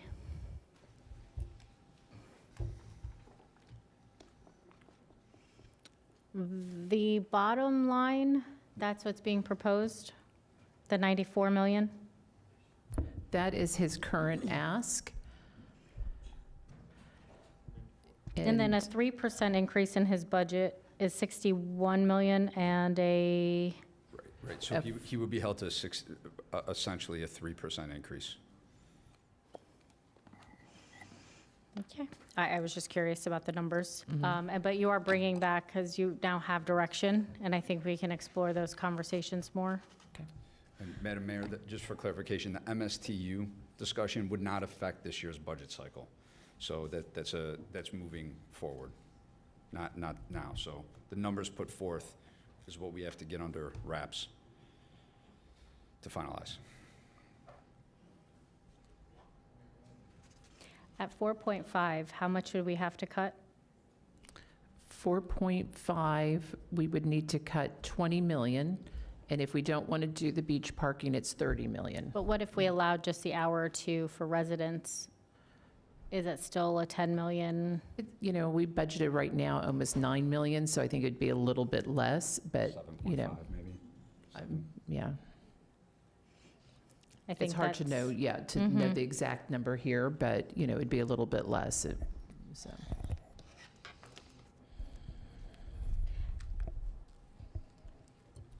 Or I must say, Commissioner Flores, you're recognized. So regarding the 4.5 or the 4.43, some change, my main concern is next year, if that 250 hits. Because then if we have a massive shortfall and we are now picking up the pieces, having to go up, it's gonna be the hard part, right? Because then you're gonna need 110, you said 110% to go up above rollback Correct. to try to figure out our budget the following year. So to me, that's a concern. That's why I would like to keep it at 4.5 Right. for this year and then figure out where we go next year. Because I think things are gonna be chaotic. Commissioner, I'm sorry. Go ahead. If I may, if this passes, let me be clear, and this is for primarily the commercial business industry to listen to and renters to listen to. Renters, yeah. It's the administrator's budget. I will be proposing an increase of the millage on commercial property and non-homesteaded properties, hence our renters. There will be no other way. And we looked at every scenario that we can balance this budget under if that constitutional amendment passes without raising taxes on the business community, on renters, and non-homesteaded property. Yeah, so the next year, we're gonna be facing an increase, and then we're gonna have to explain ourselves for that. So that's something I wanna move on from. We'll decide at a later time, but regarding that fee for the parking at the beaches, one of the reasons that people decide to travel to Palm Beach County is because of our beaches. Right. Would this impact travel to Palm Beach County because we are imposing a parking fee? I mean, is this something that the TDC may want to look at? We could look at that from TDC. And cities already are charging it at their places, and we already have 2 parks in cities that we're charging, and I'm going to assume that the parking lots are full. From someone who travels other places, parking fees doesn't usually stop me from going to where I want to go, but, you know. Right, but I think it's something that we should at least look into. Right. All right, thank you. Commissioner Sacks, you're recognized. Thank you. This thing about beach parking, I represented the whole beaches area from Broward all the way up. We have very little property that belongs to the county on the East Coast, on our east side. There's very little. Maybe you could educate all of us as to A1A from the Broward line all the way up to the end of the county. There's not, most of the beaches that are county owned, the land next to the beach, county owned, is probably in District 1. It's certainly not in South County. So, or in Central County. I mean, really, those are cities. So if we're looking at it, let's look at it, we're stuck on this thing about beach parking. It's amazing. And the cities charge a lot for beach parking. But you know what? If you plan it right, you're able to get into the beach, or there's other places to park in these cities in South County where it's a less of a charge than if you park right on A1A. But you find me a state in this country that you can park free, maybe Hawaii, I don't know. But Florida, it's not that much. And if you can't afford to park at the beach, go 2-3 blocks in. That's what I used to do when I didn't have the money. You can find parking at a place that's 50 cents an hour instead of $4 an hour. So, but let's focus on the money that we're sending out that's not essential. That's what I want to look at, and I look forward to reviewing that. This is a challenge. We'll meet this challenge, and you're absolutely correct, Administrator. They passed this into law. We have to raise taxes on commercial properties and leases and rents, and let's see what happens then. And let's make sure, and I know that Mr. Adi's going to give us our talking points so that we don't get in trouble. People have to know. The chambers have to know. The AIF has to know that this passes. They're going to bear the burden of having to support government. Thank you for all your work. Clerk Caruso. Thank you, Mayor. I just wanted to offer a couple ideas from alternative revenue sources. One, going back to our investments portfolio and Israel bonds, if we were to increase our maximum percentage that we're allowed to invest from 15%, which currently our policy, to 20%, that would earn us an additional $3 million a year in interest income. And in addition to that, I believe your budget assumes an average interest rate or return on investment of our portfolio of 2.7%. I'm sorry? No, yes. We So, offered 3.5%. Clerk Caruso, would you mind having these conversations with the administrator after our meeting? I think we would love to know about alternate revenue sources. Okay. But that's kind of not what we're trying to decide today, where we're going to get those from. And I would love to have our administrator present those to us. Be happy to work with you. Please. Thank you so much. Commissioner Powell. Thank you, Madam Mayor. And you had brought up the budget here, and you looked at the sheriff's budget. If he were to go to 3% on an increase, what happens, and I know it's not up there, maybe we look at that differently. What does 4% look like? What do different ideas look like combined with the idea of potentially, when we talk about parking for residents, if there's what does it look like, if you do extrapolate out the first hour in terms of parking, what do you lose in closing up that gap? Just some alternatives that we need to look at, combining, looking at the sheriff's budget and then looking at what we do with parking in terms of making adjustments. Is that possible? Madam Mayor? You may. Thank you. Commissioner, just for a rule of thumb, if we move up from, what are we at, 4.4393, 4.4393, we will, and we stay at 4.5, we're out of balance right now with my proposed budget with the tax reduction, 43 million. If we move up and we keep our millage rate the same, we pick up an additional 20 million, 22 million. So we're out of balance still 20 million. That's with the beach parking. If we reduce the beach parking, we're out of balance 30 million. So keeping it the same, our same millage rate, based on beach parking, which is why we're at the very end, we're trying to balance this large budget. We're down to low millions. It's either we have 20 million if it's the consensus of the board to stay at 4.5, or 30 million. There's only realistically two pots that we can make a large dent in. That's either directing me to continue to eliminate positions and services from your departments, or negotiate with the sheriff to reduce either 20 or 30 million of his current budget. Commissioner Powell, may I? Administrator, so what we're looking at, if we kept in there charging for beach parking and allowing the 1 or 2 hours of free for residents, okay? Let's assume that's kept in there. We are still looking at 20 million that are either going to come from, we need further cuts from BCC departments after you've already cut 35 million. And change. Right, so that'll be down to 55. Or the sheriff gets 74 million instead of 94 million. Correct. And I think you're looking for direction from this board on what our preference was. I am going to start from left to right and ask everyone to give a preference so we can give our administrator a clear direction on what to do. And Mayor, can I just correct something I had said earlier with the slide that's up there? If we eliminated 42 million to balance the budget today, was what this was supposed to be, it's still a 4.77% increase. So if we only need 20 million from him, it's still going to be more than a 5% increase. I think I was looking at it backwards when you asked about it before.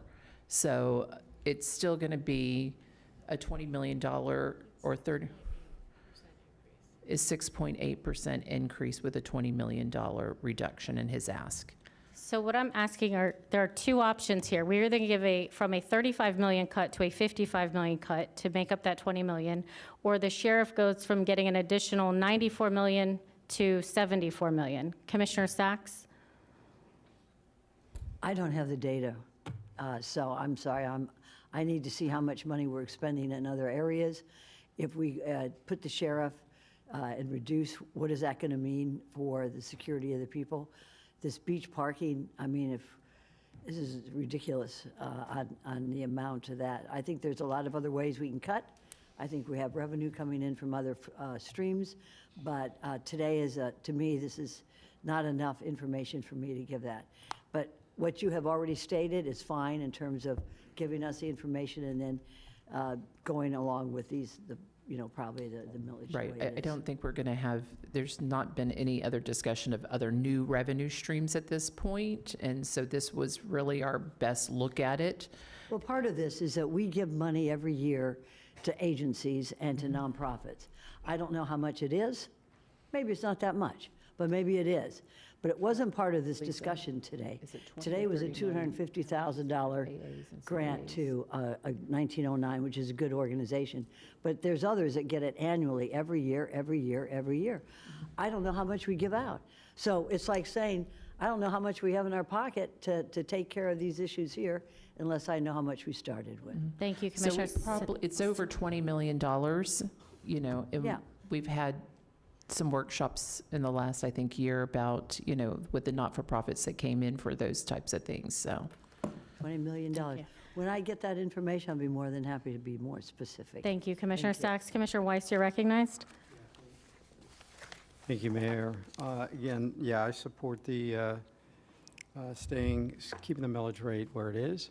And then just back to the beach parking, I know it's getting a little long, but I think we should look at rates for non-residents versus residents, and maybe give the non-residents, they can pay a little more, and that way we can give a break to the residents, and so maybe the first hour, like we've done in other places where you get first hour free, second hour, so you get to go for 2 hours, you pay And for if I one. may, a yearly parking pass.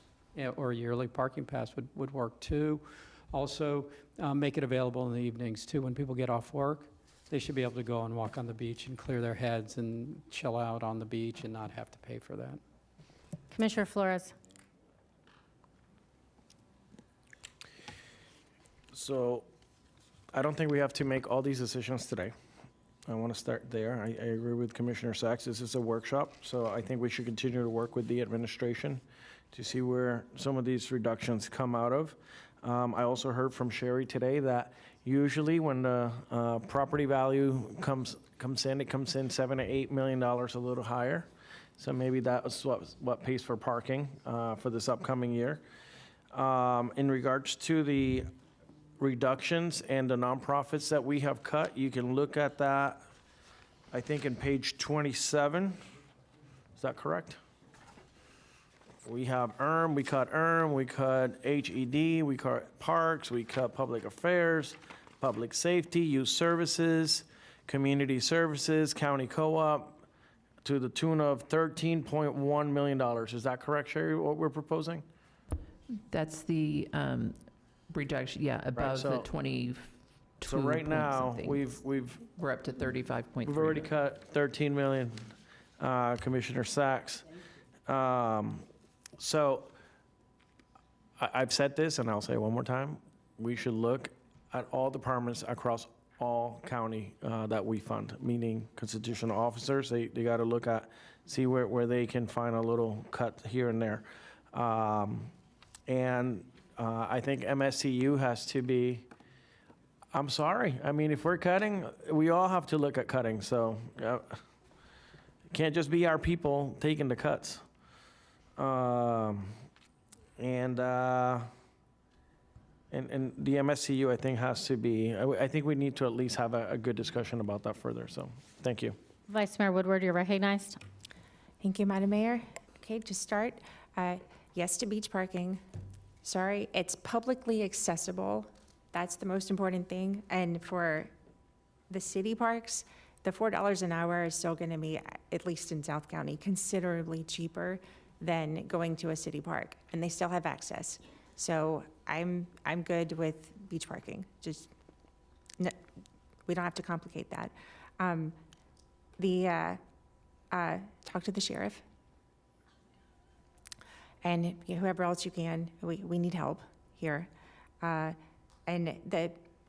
wrote down school crossing guards just because I feel like that's something, we're paying for that right now, but why? And it also made me think of, we've had conversations in the past about some things that we are paying for that other taxing districts probably should be paying for, and somehow over the years, the county was the one that had the funds, and we picked up some departments, some services that we have been paying for. So if that's something for you to look at, and I know it may not be able to happen in this budget, but it is something that we should push hard for when it comes to the school district or any of the other taxing districts. If we need them to, sorry, but if this needs to be done, you need to pay for it. So those are my ones. For the two, hope you can get there. Appreciate all of your work. Attorney Otti, you're recognized. Just wanted to clarify, Vice Mayor, that the school police has no jurisdiction at the end of their property line where the right-of-ways. The sheriff is responsible for that.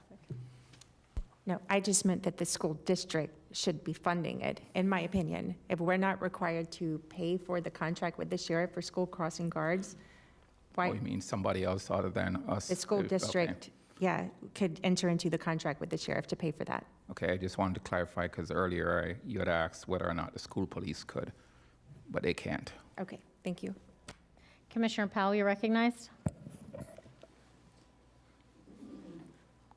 Thank you, Madam Mayor. The question that you asked earlier, can you please repeat it? Well, staff is having a hard time balancing our budget. And even with beach parking and even giving residents an hour or two free, let's say, local residents, we're having a $20 million discrepancy here if we go to a 4.5 millage rate, okay? That's increasing what's proposed today. So we are left with a $20 million question of where would this board like to give staff direction? And nobody from this board has really given, there was a question posed, but I guess they're saying find another way to cut, and nobody is really saying their preference, so. Thank you for that. The reason I asked you that is because I was a bit confused. And this is what happens in the world of politics. A question is asked, and sometimes the answer that is given is not in response to the question that was asked. So I did hear somebody, one of my colleagues, Commissioner Flores, talk about an MSTU, bring up that conversation. And I did hear Commissioner Flores say that other things, other constitutional offices should also be on the table. Here's the deal. You know what the art of a good negotiation is? John Hope Bryant says this.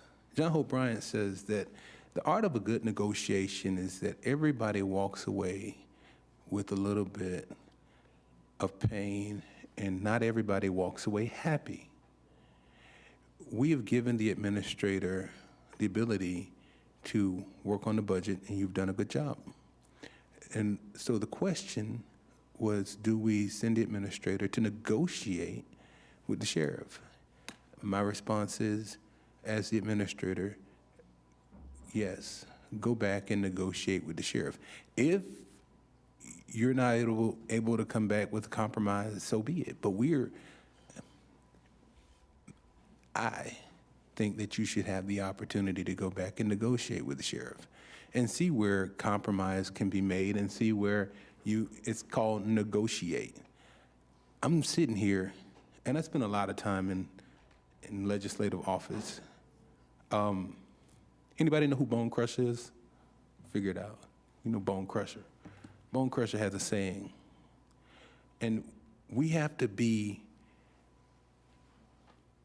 authentic in what we're doing, and we have to go.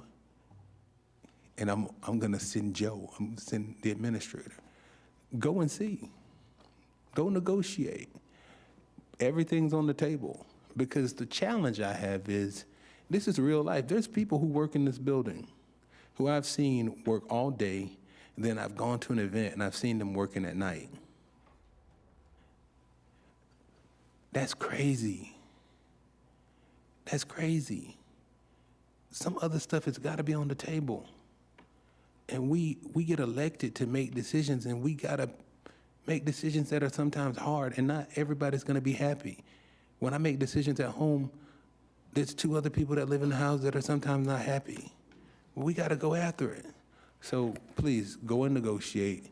Look at what you can look at. Yes, the parking issue is out there. The truth is, I brought up the parking issue because it's a challenge for people in the district. I can pay whatever you want me to pay for parking, or I'll leave my car at home. It don't matter to me. If I want to go to the beach, I'll pay for it. If not, I won't. But we've got to figure it out. There's been some cuts at our level. You've done cuts. So we got to figure it out. It's just that simple. There's no hemming and hawing, and I said what I said. So with that, remember, a life of service is a life that counts. I'll leave you at that. Commissioner Moreno, you're recognized. Thank you, Mayor. Please negotiate with the sheriff. There's a history of negotiating with the sheriff at this point in time every single year. Sherry, how long have we been doing this? Years. Yeah. You know, if you don't ask, you don't get. Here in this situation, the sheriff is asking for $90-some-odd million. We can't give him that because we, the Board of County Commissioners, have slashed our budget, which is what the state wanted us to do. The other, sorry, Caruso, but yeah, you got to cut too. It's not just our responsibility to be fiscally conservative. I think the other constitutional officers need to do that, and that the number 1 constitutional officer on this list is a sheriff. So please negotiate with the sheriff. I'm good with the beach parking, whatever we figure out.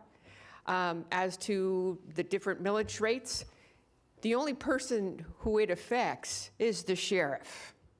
Whether we go to 4.4, whatever it was, or we stay at 4.5, the only person that seemed to be affecting is the sheriff. So if we set a not to exceed of 4.5 and we're able to work lower than that, yay, we've accomplished what we've asked Joe to do, which was to bring us save us some money this year. Again, I think I said it an hour ago. Please just negotiate with the sheriff. Figure out what we can do we can't deliver a budget if it's not balanced. So yes, negotiate with the sheriff. Thank you. Madam Mayor. So I'm going to go. And I'm going to summarize, because I think we've collectively agreed that we don't want residents to have to pay too much to park, but we have agreed on beach parking. So there's your compromise. We have agreed that the max millage rate would be 4.5.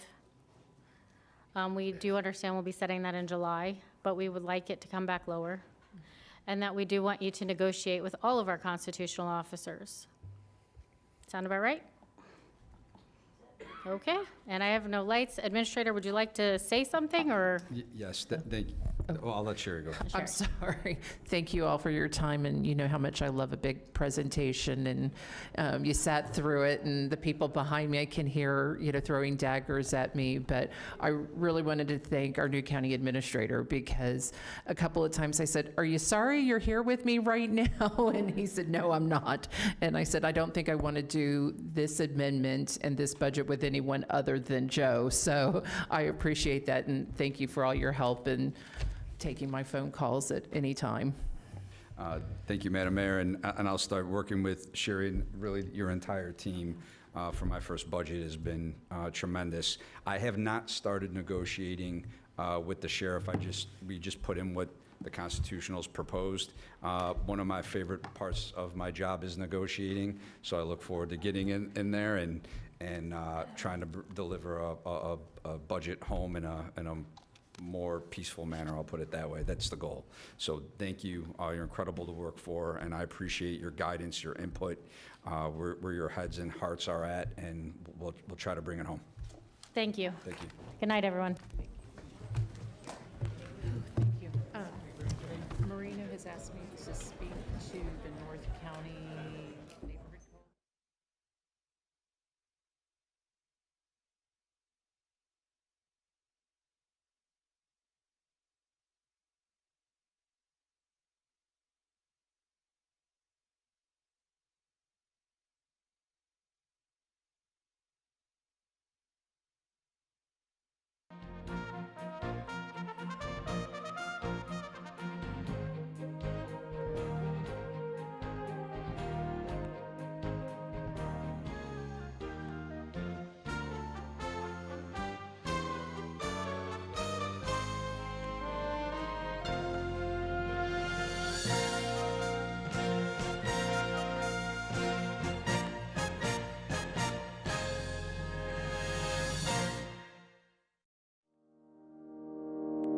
Vote by mail in Palm Beach County is safe and secure. Hi, I'm Wendy Sartori-Link, your supervisor of elections. From vote by mail ballot request to tabulation, we make sure every legal ballot is counted and the process is protected from fraud or manipulation. State-of-the-art technology, digital imaging, chain of custody logs, and a thoroughly audited paper trail ensure secure and accurate results. It's convenient and secure.